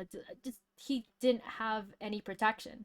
And I think that's the one thing that Hyperion Shadow probably needs to look as they draft for game number 3, because I think Attila was their only, damage at that point and was one of their only chances to defeating the raid boss that was Swan Ronson. So, Clutch, I'm excited to see how game number 3 will go. Yeah, we are going to go to a short break. When we come back, same strategy, Hyperion. Game number 3, playoff hopes on the line, everyone. Get yourself something to drink. Get yourself something to eat. We are in for the long haul. Going to be a great game number 3. Make sure to come back.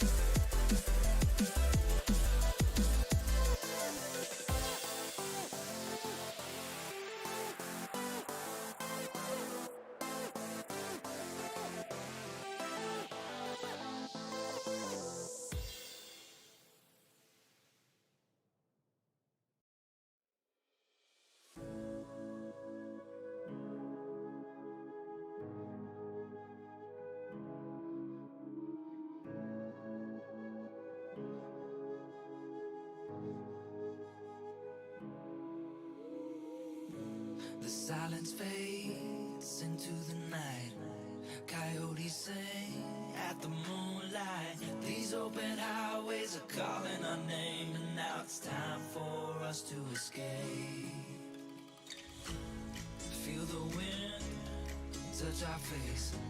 Let's take a spin to a foreign place. These open highways are calling our name, and now it's time for us to escape.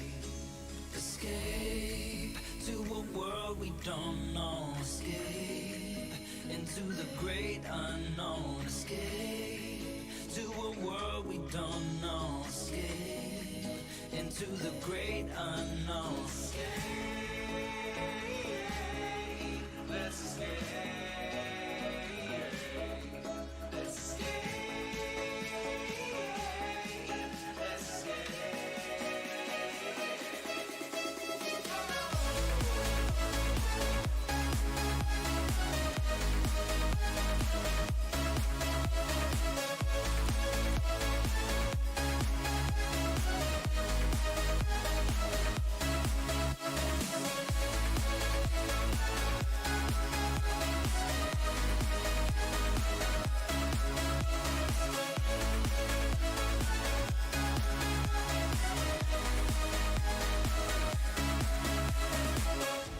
I'll hold you close through the night. I won't let go until the sunrise. These open highways are calling our name, and now it's time for us to escape. Wave goodbye to your city life, and say hello to the there's a sky. These open highways are calling our name. And now it's time for us to escape. Escape to a world we don't know. Escape into the great unknown. Escape to a world we don't know. Escape into the great unknown. Let's escape. Let's escape. Let's escape.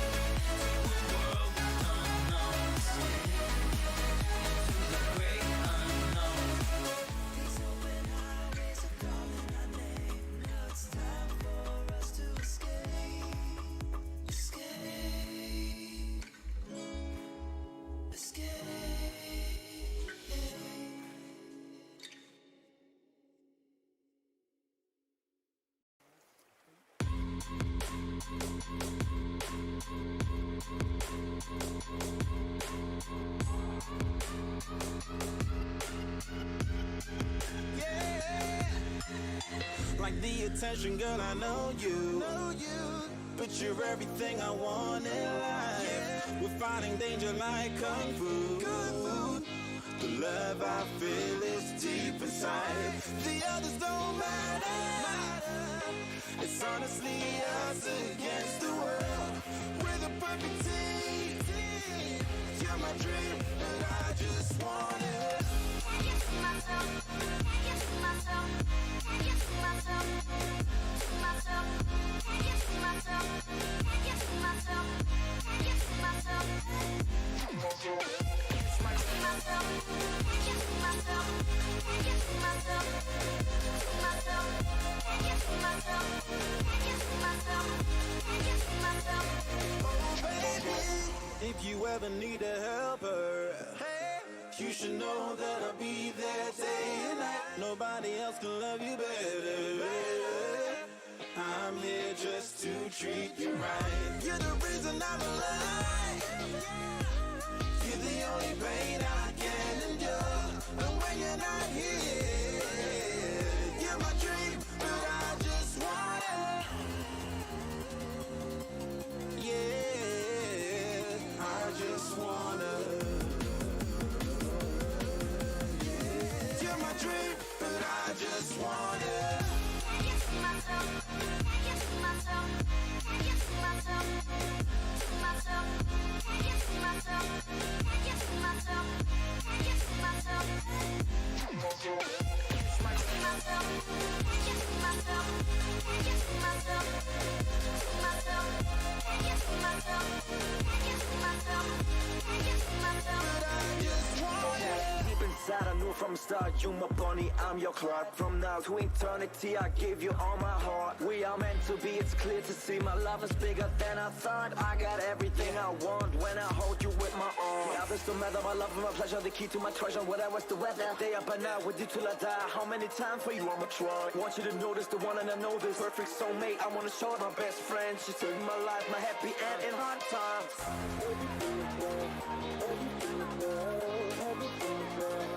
Oh baby, hug it to myself, hug it to myself, hug it to myself. I just want it. Can't get to myself. Can't get to myself. Can't get to myself. To myself. Can't get to myself. Can't get to myself. Can't get to myself. Okay. Can't get to myself. Can't get to myself. Can't get to myself. To myself.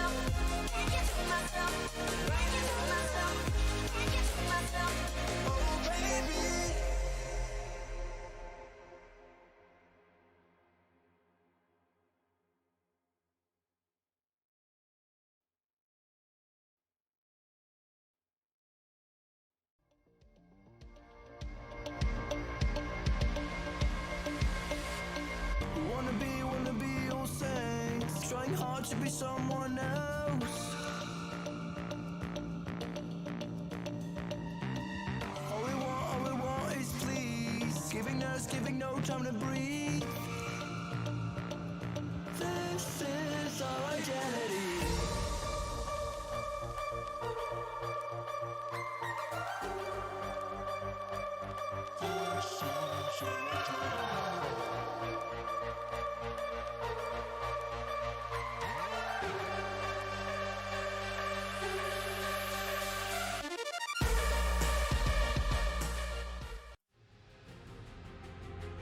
All right, hello everyone, and welcome back to Hyperion Shadow versus Same Strategy, game number 3. We've got the GOAT, Matt Pizza, has returned. He's here to break down game number 3. Matt Pizza, say hi to your fans.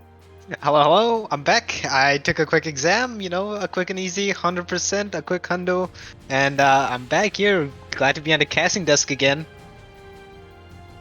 All right, Matt Pizza is back. Matt Pizza, I don't know if you caught much of game number 2, but what are your, I think you caught the back end. What are your thoughts of game number 2, and what do you think Hyperion needs to do for game number 3 to win? So, okay, I did like you said, I caught the tail end of game 2, and I started watching when it was the Baron fight, right? And I know at the end of game 1, I said that same strategy, they need to do something about Attila. They need to figure out how they are gonna address him. And I mean, apparently the answer to that was just Malzo to the face, right? Like Attila just mispositioned heavily at the Baron fight, and that allowed Hyperion Shadow to just ace them, take Baron, and just run it down. So I think this game, or The same strategy. B1 Alistar. Oh, now I mean, as a support main, you must really enjoy B1ing your support, right? Get me out. All right, well, B1 Alistar coming through for Hyperion Shadow. Now, obviously, there's a lot of counters to the Alistar, but Hyperion Shadow, they just say, all right, give me the Alistar. I'm feeling good. As the Nautilus will come in from same strategy in the support position, and now paired with the Caitlyn. Nautilus Caitlyn, a pretty strong bot lane, yeah. And I think they want to try to put pressure on Attila, right? Like we've seen Hyperion Shadow, they like to play around Attila. Attila is their carry player, and that's their most like go-to strategy, right? Carry bot. So with the Alistar, I'm really curious as we'll just running back to Tristana from game 1, I guess, and game 2 actually, thinking back on it. So I guess Attila is just locked in Tristana jail forever. Yeah, they need AP. Oh, and there it is. Merit's Graves going to come through for Hyperion. Lock in the Malphite. Do it. Let's see it. Matt Pizza. Oh, Let's see it's D-Kane. It's D-Kane. Oh, Listen, if it ain't Matt- broke, don't fix it. So I mean, Swan Ron Son definitely had a lot of success on D-Kane. So just gonna run back. Now, I'm kind of scared. You need some AP. And, top lanes, we have a certain fair and balanced champion in the top lane, Gwen. And, I'm just gonna leave it there.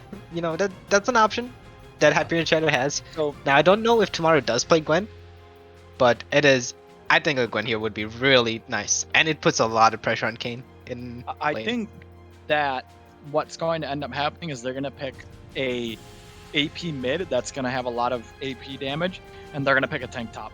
That's just me. I think that's what Hyperion's going to do because it's what they've been doing. Now, we could see what the side of same strategy is going to do. Echo's still left open. I kind of want to see an Echo. I think that'd be cool. We haven't seen it. I play Echo a lot. Be pretty cool to see it. Will it come through? Probably not. But we'll have to see what same strategy is going to lock in. Obviously, with the Mal's hardband, we're not going to see Mal's again. So we'll see what they elect to pick. Maybe they give their mid counter pick. If they just want to take the Vi again, they could take the Vi, as instead could be the J4. They did have Vi hovered, but looks like the Sejuani might be the pickup. Nope, they're going to go back to the Jarvan. Now, Clutch, technically, this Tristana is still a flex. Technically. I mean, and with the Aatrox picks, I'm just going to retract what I said, but It's got to be an AP mid from Hyperion, right? And you're thinking a lot of AP. As Victor And is a Victor? lot of AP, it's not a bad pick. It does scale very, very well. Now we'll see what same strategy is going to lock in as their last pick. And oh, It's the Echo. they're hovering. Oh my God, they locked It's the it in. Echo. Yes. Oh my God, I told you, chat. I was like, maybe he'll pick Echo. It'd be pretty cool to see. And he locks in the Echo. The Chelsea's Echo is legendary. And we're going to get to see it in game number 3, Matt Pizza. I'm excited to watch this Echo. It better be as hype as when you play Echo, right? Just roaming around, just taking all the kills, getting fed, and just one-shotting people. Oh my God. Listen, man. My Echo, just walk around. You get your like once you get 2 to 3 items on Echo, oh my God. Your passive actually so what you do is you E, Q, and then you auto. You legit will one-shot Trist. Like, she will get deleted. She can't play the game. Now, Echo into Victor, I think, is a bit of a... I don't think it's that good of a matchup. I think it's, like, a little tough for the Echo. But it's the Chelsea Echo. It's his comfort pick. My eyes are going to be on this Echo because, you know, as a fellow Echo player, I kind of want to see how it does. Now, Hyperion Shadow, they've got the standard front to back. Victor's their AP. 2 frontliners in the Aatrox, in the Alistar. Both start with A. So, you know, they're doing something right. Got the Graves and Tristana for damage. Got the Victor as their AP threat. For the side of same strategy, honestly, their comp is a little bit kind of weird.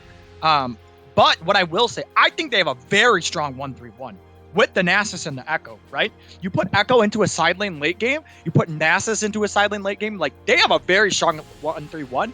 And Caitlyn, Jarvan, Nautilus is very kind of hard to engage on, right? Like, it's very difficult. So if same strategy won, I think they have a very solid 1-3-1. So we'll see if that's what they're going to be going here.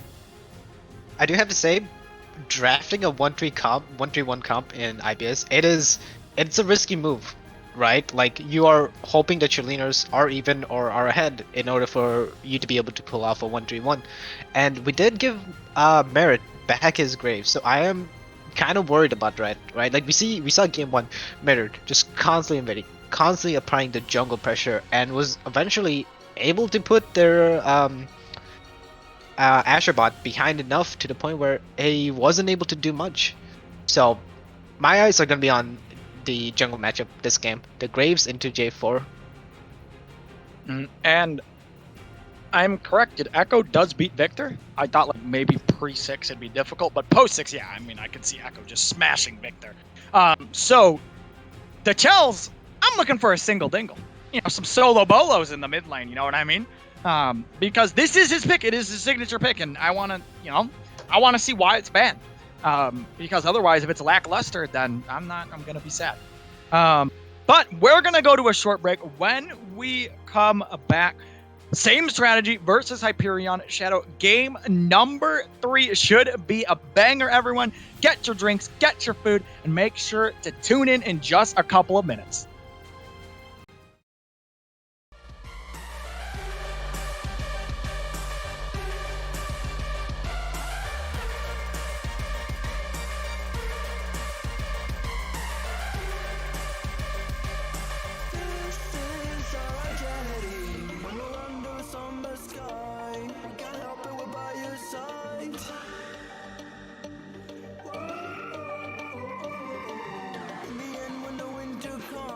We turn our backs, we can't help, we're gone.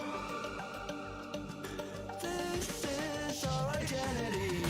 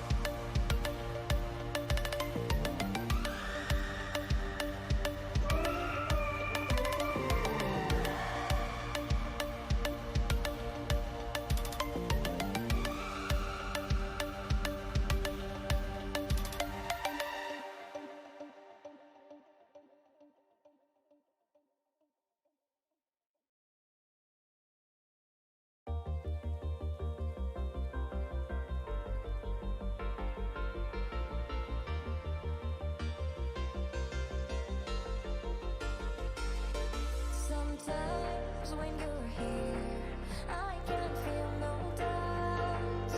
'Cause you keep me where the stars are found. It doesn't really matter, 'cause you're here with me now. It doesn't really matter.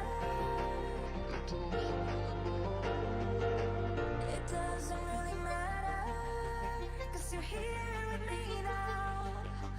It doesn't really matter, 'cause I feel so free now.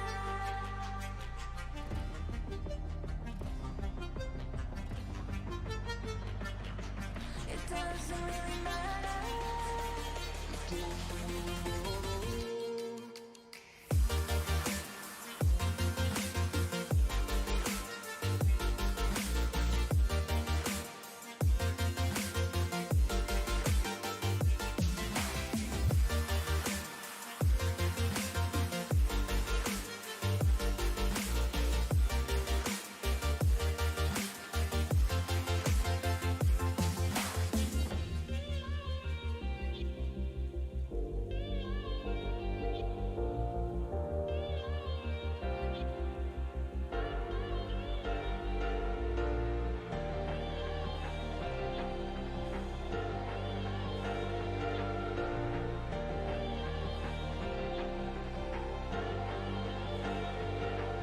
Sometimes when you're here, I can feel no doubts.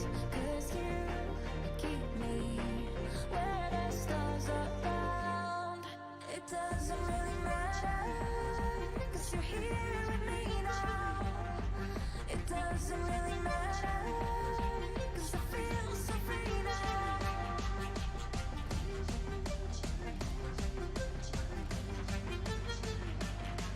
It doesn't really matter.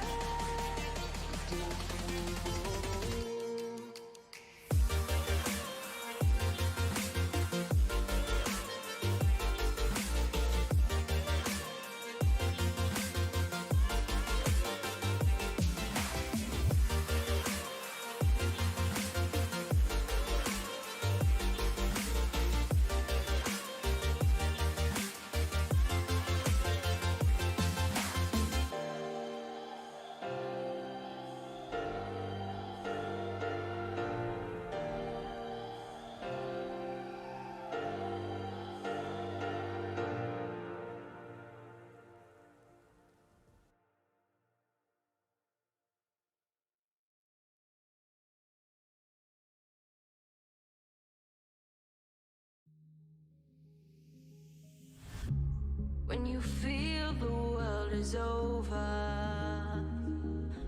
when you say you're feeling lonely, if you ever need a shoulder, you know where to find me.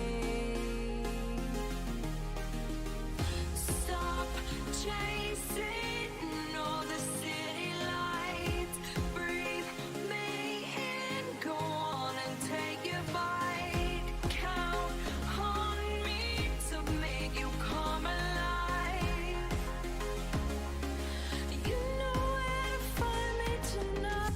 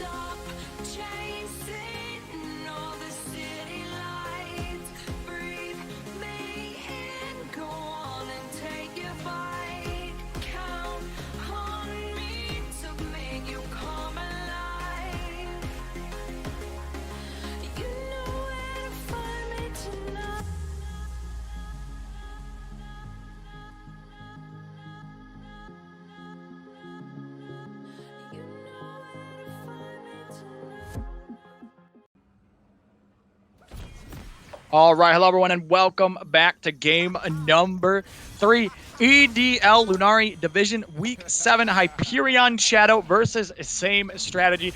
I am joined by the GOAT, Matt Pizza. Not Pat Pizza today. The alter ego is not here. Matt Pizza, are you ready for game number 3? Oh yeah, I'm so ready for this banger of a matchup from Hyperion Shadow versus same strategy. Now, remember we did do the waveline. We did talk about the predictions, and let's just say if same strategy wins this, two of our productionists, me and Exernian, are gonna be right. And if Hyperion wins this, well then you're the only one that's right. So I think same strategy is gonna win this just based on the fact that they want to please as many people as they want. Is that how that works? Yeah, exactly. And if we look at this game, right, we don't see anything too crazy. Everyone running practically the standard runes. We do have Swan Ronson running back the Ghost Flash on the Nessus with the Fleet Footwork, some lane sustain against tomorrow's Aatrox. We do have Merit running the Fleet Footwork. And other than that, Ashabot did opt for a Conqueror build instead of an Aftershock build, so he's gonna be doing some damage. Better watch out for that. But yeah, other than that, everyone else is running a pretty standard runes and pretty standard first items. So, one thing I want to point out, the predictions were exactly 50-50 for the chat. They said exactly both teams have a 50% chance. I don't know, you could make a better storyline than both being 50-50, Matt. But both junglers, again, starting on the opposite sides of the map here. And we're going to have to see how this game is going to go for sure. I do expect Merit to be invading a lot, like he likes to do, just doing some illegal activities from game 1, but we'll see. We'll see how much Merit can get done as, early game, not much is going to be happening, right? In the top, especially in the top lane, right? Nasus just wants to farm, Aatrox wants to poke, Nasus has Fleet to sustain himself. So nothing crazy is going to happen. I'm just going to be looking towards the bot side now, right? Whoever gets level 2 first might look to make an aggressive play. Matt Pizza, give me a hot take about this game right now. Give you a hot take about this game. Yep. Okay. I think we might see a dive in the top side. Hyperion Origin's going to try to dive Swan Ronson, and then Swan Ronson decanes it up and gets a double kill. I don't think they're going to dive. I haven't seen a dive yet this series, Matt Pizza. Hey, you Is that why it's a hot take? Yeah, that's why it's a hot take. Oh my god. All right, hot take. All right, what about you? Low 5 foot fetish gets first blood. Gets it or yeah, gets first blood. Okay. Like he gets the first blood kill. Yeah, he gets the first blood kill. He doesn't give it. He gets it. No. Yeah. We'll see if that's true. As the Infernal Drake is the first one to spawn in this one. We see Merit on the bottom side of the map. Matt Pizza. Ooh. He looks to go on to Bubble Boy. Bubble Boy is going to be trading here. He's going to be taking a lot of damage. They're trading, but here comes Merit. Oh, 5 foot fetish. Please take the kill. Please take the kill. Please take the kill. Whoa, auto. No, come on. As we see a gank onto the top side traded. Tomorrow, nice flash. He will stay alive, and Hyperion with an early lead.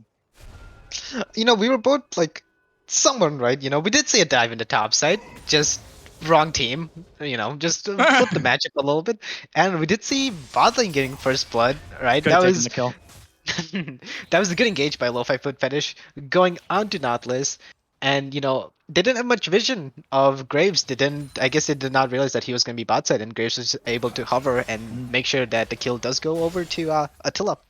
So Attila in a good spot now again. 1-0 on the Tristana. Yeah, and the side of same strategy didn't know. Oh, wait a minute. Swan Ronson does have to run away. Now Ashabot is back in the top lane. It looks like Tomorrow is trying to trade for a kill here. He's probably okay, I think. I think he'll end up staying alive. And this Aatrox he's limit testing, baby, and he's able to just 2v1 stay alive. But one thing I wanted to point out is that maybe same strategy didn't know that Merit started on the top side of the map. And that's why he was able to get the gank off on the bot side. Like I said, in low elo, a lot of the times junglers will start on the bottom side, just path immediately to the top side. And Merit electing to start on the top side, play towards his bot lane. So well played by him, and now Hyperion with an early lead. And we see Merit going up. Nope, never mind. I thought he might have had some vision. Some of it had the inside knowledge as to where the Nasus was and was gonna go stop him, but no. But yeah, we do have Infernal Drake up. Merit giving Attila first blood, and now this is Attila's gonna be a monster, right? He's been a monster all two games, the past 2 games, and I'm excited to see what he can do. Well, actually, let me rephrase this. I'm excited to see what he can do before he gets one shot by the Chelsea's Echo. All right, because like I'll be honest, Fed Echo is not really fun to play against, and Matt he's Pizza getting political.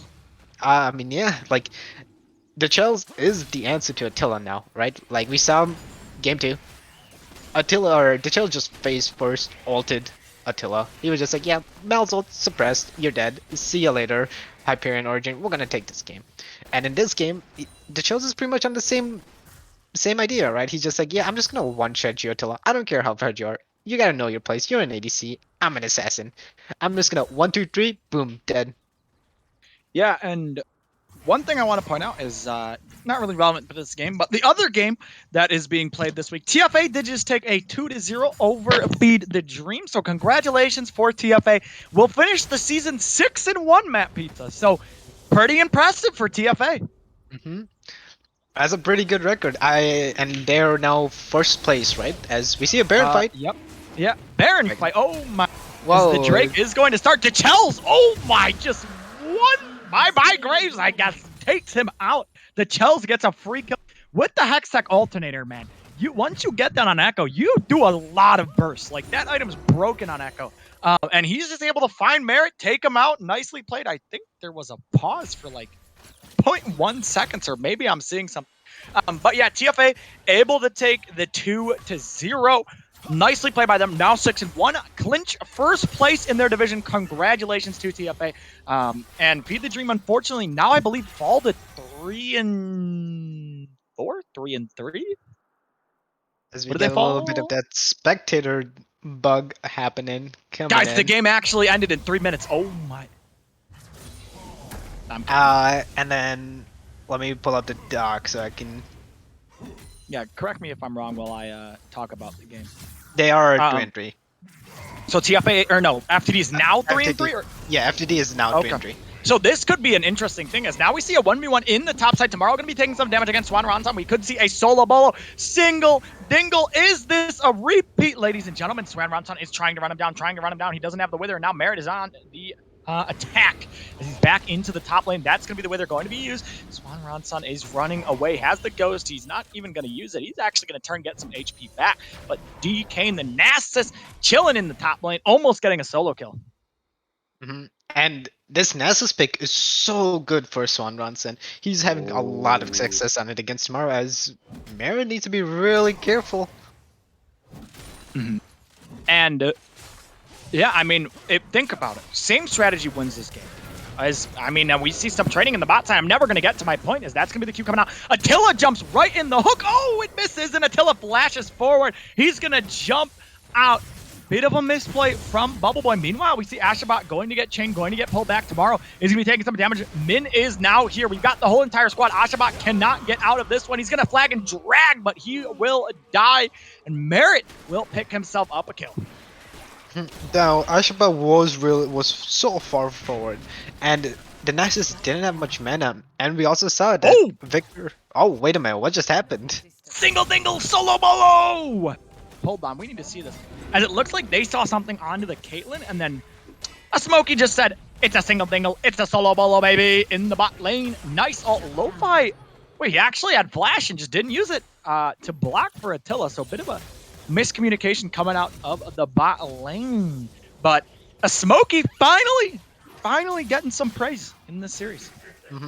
After all, like game 1, he was getting dumpstered on by Attila, but then game 2 and game 3, he's starting to come back. He's starting to show his ADC dominance.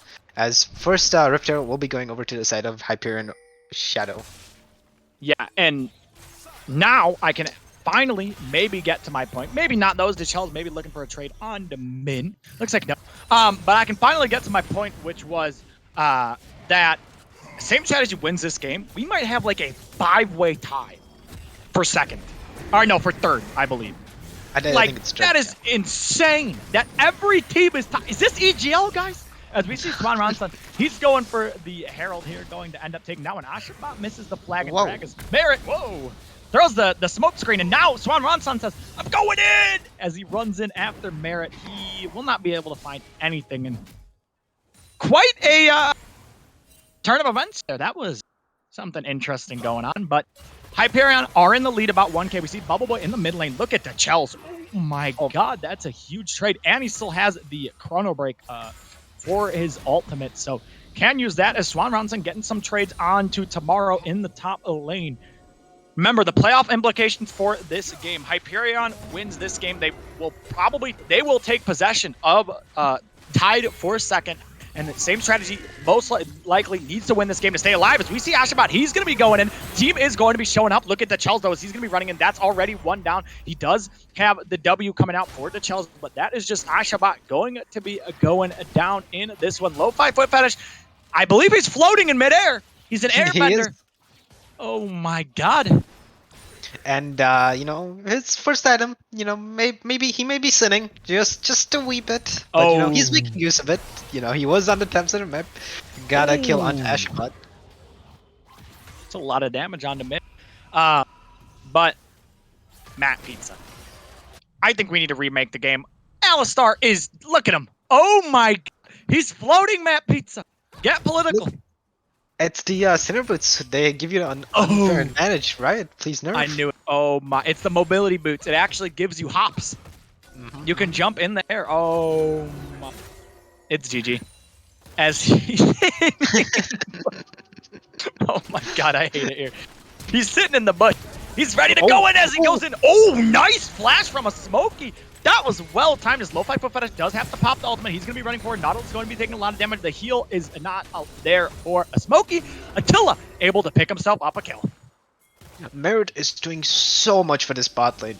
Like, even if Attila did mess up his jump, like Merit comes in and is just like, don't worry, I got you, Attila. Take another kill. And we don't see Ashabot doing the same. Ashabot is on the J4. He is on a champion that's known to just perma gank in gank as top is really low. Tomorrow he's going in. He's gonna miss Q2. Will he at Q3? No. Oh no. Matt Pizza. Get political. No, I'm kidding. No. Swan runs. Swan runs. Oh my god, he gets the kill on to tomorrow. The side steps. Oh Swan my god. Ronson is living in Tomorrow's head rent-free. Oh my god. He dodged Q1, dodged Q2, and didn't even need to dodge Q3. He was just dead to turret. You hate to see it. That's a tilter. I think that's what mental blends you. As we see a TP coming in tomorrow. Dragon up in 4 minutes. TP coming in tomorrow. Oh. But yeah, now the Nasus, he's rolling in it, right? Like, he has 73 CS, he has the Bramble, he has everything he needs to counter Aatrox, and now he's getting damage as he has the Sheen completed. Yeah, and the Chels does have the ultimate low 5-foot fetish with the Hex Flash. He's looking to go in, but the Chels able to just dash out of that one. Now, I actually have no clue what the name of the abilities for Echo is. I know he has the Chrono Break, which is his ult. And that's about it. I don't know the rest of the abilities. So you got Phase Drive. Time Winder, Parallel Convergence, Phase Dive.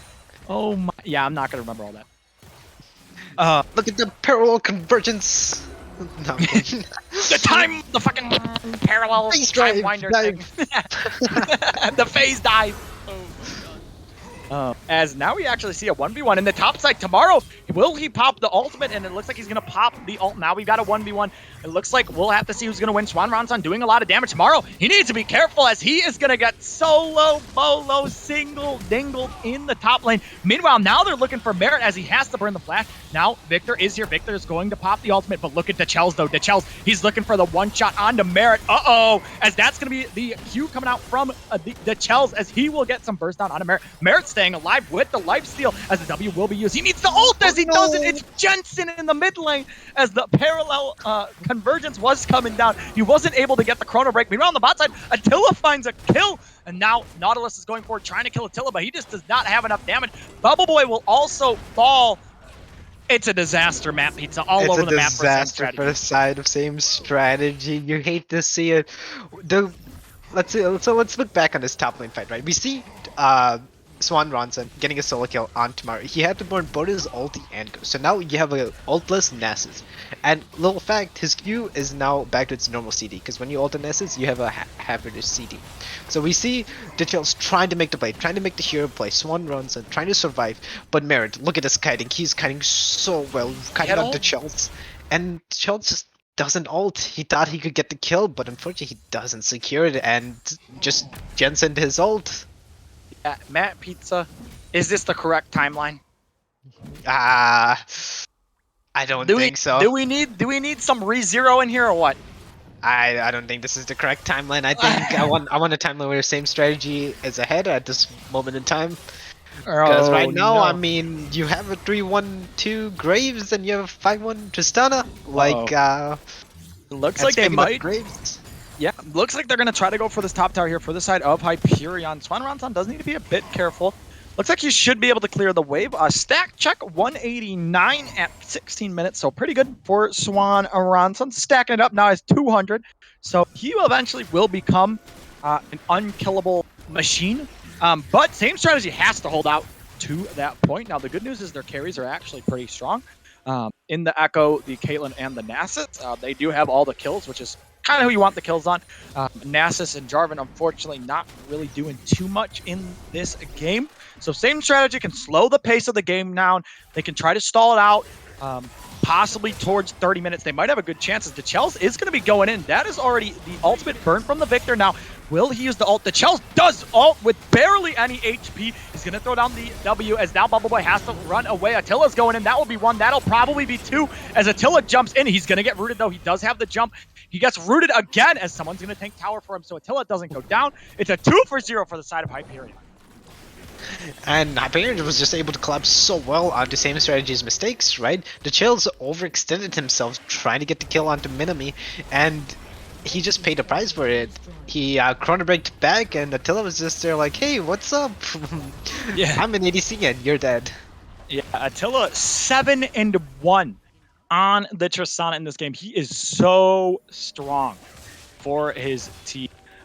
And yeah, it's going to be a little bit difficult for Same Strategy. They're now down 5k. They weren't in the same spot as they were last game.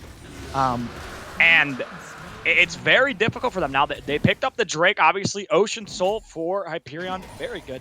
And we'll see if they are going to be able to pick it up here. For Same Strategy, yeah, you need to slow the game down. You need to farm up. You got to get some of these items. You got to wait for Nasus to scale. 228 stacks here in this game. He is scaling up for sure. And like you said, Clutch, we just need to slow the game down if Same Strategy wants to win this game. Like, because Nasus was doing good early on. He did have a solo bolo onto Tomorrow. And would like, you just want to give Swan Ronson the time he needs to scale up. And just not only the Nasus, right? You want Echo to scale up as well. But Echo still doesn't have his mythic. Yeah, like he just needs some time. Same Strategy just needs some time. And Hyperion Origin, they are doing a really good job of not giving them their time, right? They're making play after play after play. Lo-Fi Foot Fetish is roaming with the Cinder Bullets, floating in midair, just floating through Summoner's Rift. Like, yeah, I'm just gonna He's walking make through plays walls. over.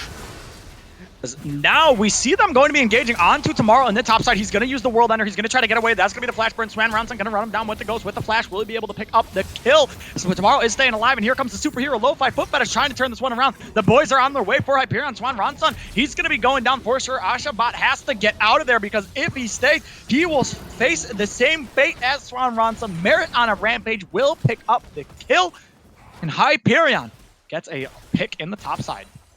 And I mean, we were just talking about slowing the pace of the game down from Same Strategy, but Same Strategy legit was just like, yeah, no, we're just speeding the game up. Let's go, let's fight. And unfortunately, they did not take into account Lo-Fi Foot Fetish's roaming Alistar. He was top side of the map and was not spotted by any wards and was just able to make such a huge impact in that fight topside.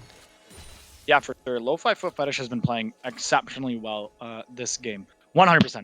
I think he's been playing well this entire series, and it is Hyperion Origins bot lane, right? It is the bot lane that's first place in EGL. That's the storyline. Is now maybe looking for a dive onto Ashaba. Ashaba does need to get out of town as he's gonna flash. He will stay alive. Actually turns it onto Tomorrow. He lands the knockup. Ashabot, this is not legal. As now Nasus is going to run down. Merit should be able to pick up the kill here. No, he won't. Merit stays alive. Swan Ronson is running away. Bubble Boy is there. Oh my, that was a 1-for-1, but it was so close to being a disaster for the side of Hyperion.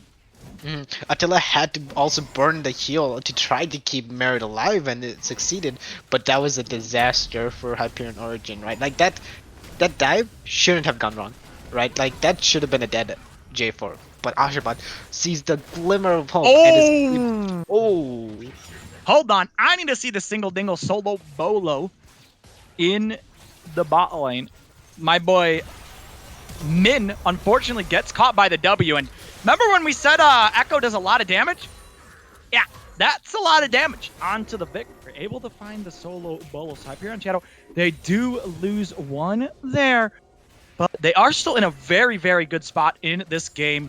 Very far ahead, 6K basically, up to Drake. Tristana and Graves are very, very fed in this one. And same strategy, obviously, they've got to find a way back. How can they get back into this game? If Nasus can get a couple items, get some stacks going, maybe they have a chance. Get Echo some items, because obviously Echo's main job is to one-shot. However, it's very hard to one-shot the Graves, who does have the shield buff. And I think if the Echo is able to get the shutdown from the Tristana and the Graves, then that is just a monster that you cannot stop. Like a fed Echo, even if Tomorrow is able to withstand his burst, it's gonna be so hard to kill him with his Chrono Break. And like, the damage, Echo damage is not fair and balanced, man. Please nerf, right? Whoa, don't nerf my jungler. Hold on. Don't nerf the only jungler I know how to play. That's a lie, I can play Kindred. But don't nerf half my jungle. Well, come on.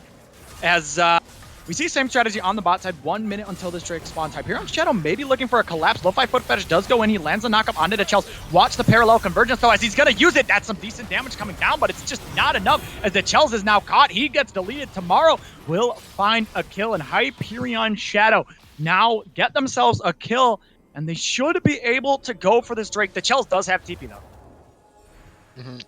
And they're most likely going to give this. Like, same strategy should most likely give this Dragon and give this, and give probably want to have the Nasus split push. Sorry, brain like, wow. But yeah, they want to have Nasus get the stacks in the top side. They want to get him some CS, as we might be seeing another pick. Yeah, Bubble Boy is going to get caught out in the bot side. What just happened? It looked like Merit just like froze and Bubble Boy froze. As now we're going to see the engage, and that's just 2 down. They're just caught out. Why are we even there? Same strategy. We already know we're giving up the Drake. Let's just not even try to go for it, as they get caught picking some cherries there. And they, bot lane for the side of same strategy goes down. Now Nasus did get a tower on the top side, but Hyperion Shadow overall are able to get 3 kills and the dragon, so hashtag worth. Like, if you're the same strategy, you just have to know that your Nasus is topside. He is splitting. You just want to just give up this dragon. As never mind us, we have a fight going on. Yeah, Ashabot going to get engaged on. He'll probably go down here as Attila jumps in. Lo-Fi Foot Fetish able to pick up the kill, and Attila jumps right back out. And it's just pick after pick after pick for same strategy. Both these teams, I don't really think they know how to play from behind. You know what I mean? Like, they kind of just get behind early, and then it's like, oh, well, GG. As now we see them engage onto the Chels. Lo-Fi Foot Fetish did go a bit too far forward. He's going to get stunned up. That's going to be the ult of Smokey, able to pick up 1. And that is big for the side of same strategy. But they are down 8K now. Tomorrow going to get 1v1. Swan Ronson is chasing him down. Now the ult is going to be burnt. Tomorrow is going to be running away. That's going to be the way they're coming out. Now we're going to see the 1v1 on our hands. The boys are on the way for Hyperion. If Tomorrow can stay alive long enough, the team is here. And now the team shows up yet again as Merit in the top lane, getting on to Swan Ronson. That's to be Swan going down. Attila jumps in and jumps. No, he doesn't jump out. He just walks right out as Attila picks himself up the 9th kill for himself. It seems like Swan Ronson does, like, he's doing Nasus things, right? He's spinning, he's creating pressure in the side, but you do need to understand that Nasus does still need a team. Like, in a competitive setting, you can't you can go for the solo boss, but you need to be really careful of where the jungler is and where the rest of the team is. As we see, that is the second time Nasus has died because of Hyperion Origin just out rotating same strategy. And unfortunately now the Nasus is super far behind in terms of stack. I mean, Yeah. but he just won't have the damage he needs in the team fights unless same strategy is able to continue to stall at this game. And with the Baron up and Ocean Soul being up in 3 minutes, it's gonna be really hard to stall. Yeah, the only thing I am scared about for the side of Hyperion is you are kind of on a timer, right? Nasus is eventually going to become God. And if you just keep stalling out the game, keep letting the game go on, eventually Nasus is going to become 1v9 raid boss. And Echo will get items, and they will become strong.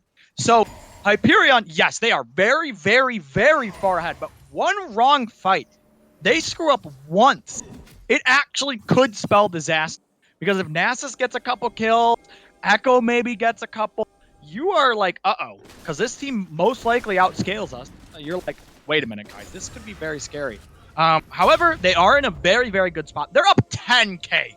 So for them to throw this, it has to be a monumental throw from the side of Hyperion.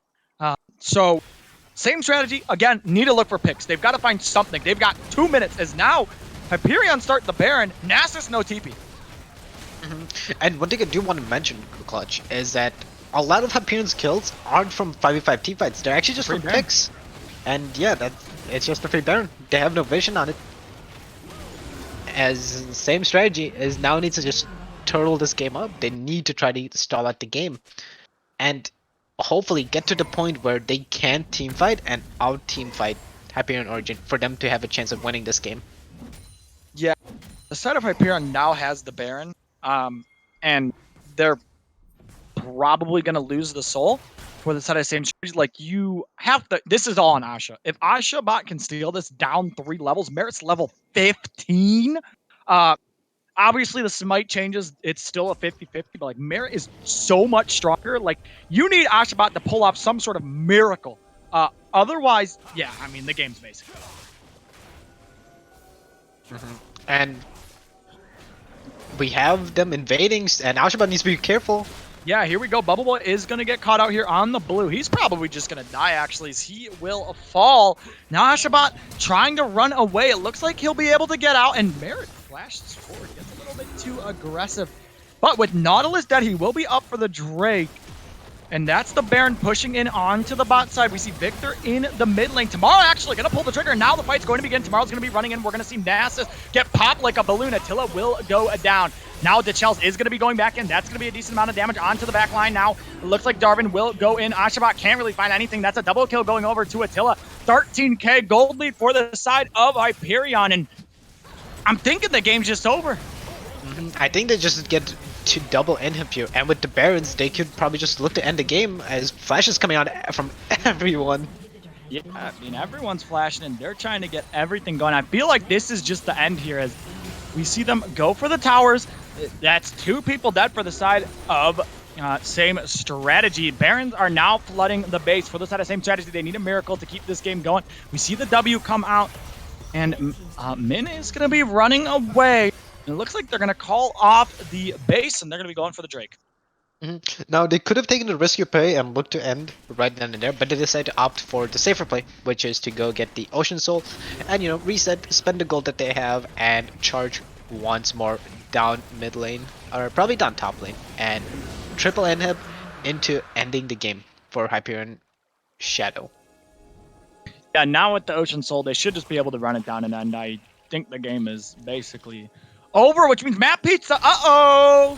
Look who's the better analyst yet again. Oh, nah, this guy, man.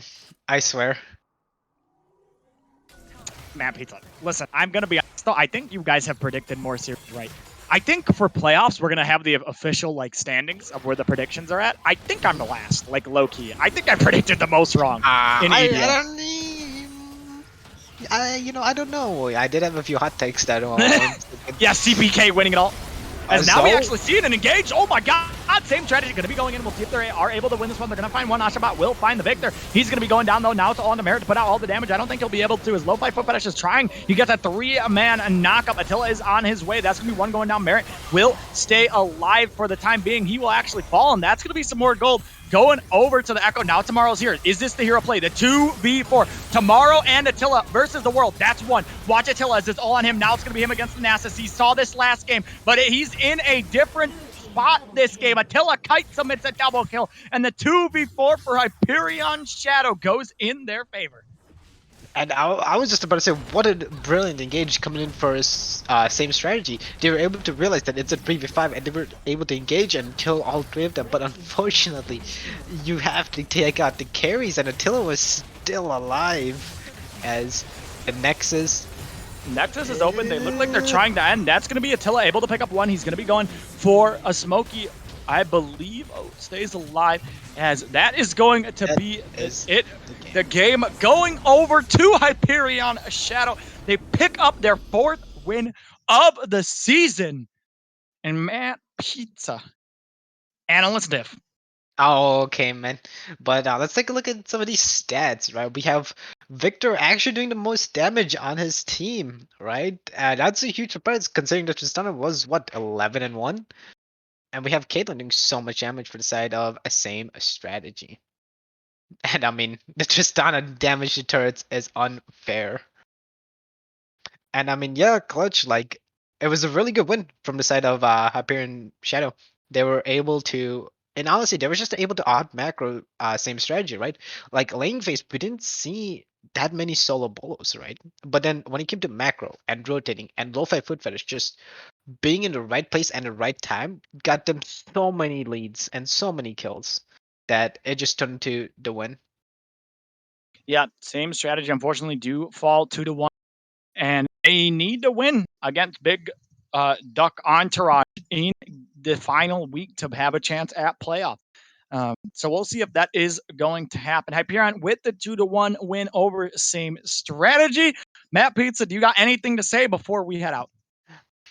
No, not really. We got the cross-divisional match coming up next week, so that'll be an interesting. Lunari versus Solari. Let's go. But yeah, that's it from me. All right. Thank you guys all for watching week 7. Well, it's a banger. Great series on stream. Week 8, we'll have same strategy on stream against Big Duck Entourage. Should be a great stream. We'll see same strategy again next week, so we'll see if they are able to rebound. Thank you guys all for watching, and we will see you guys Monday for EGL, the final week. Make sure to tune in. Hawkthorn Esports versus Hyperion Shadow. No, Origin. God, I can't get the teams right. But thank you guys for watching. We'll see you Monday.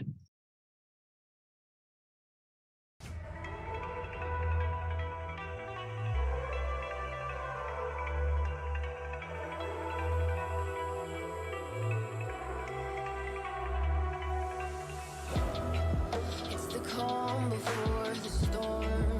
Things aren't as they were before. You best start bracing. Did you think you could keep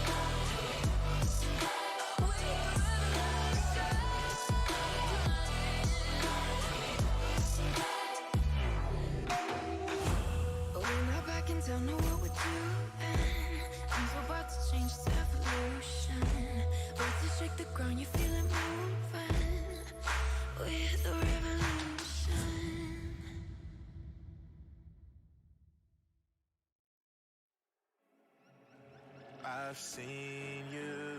I've patrolled these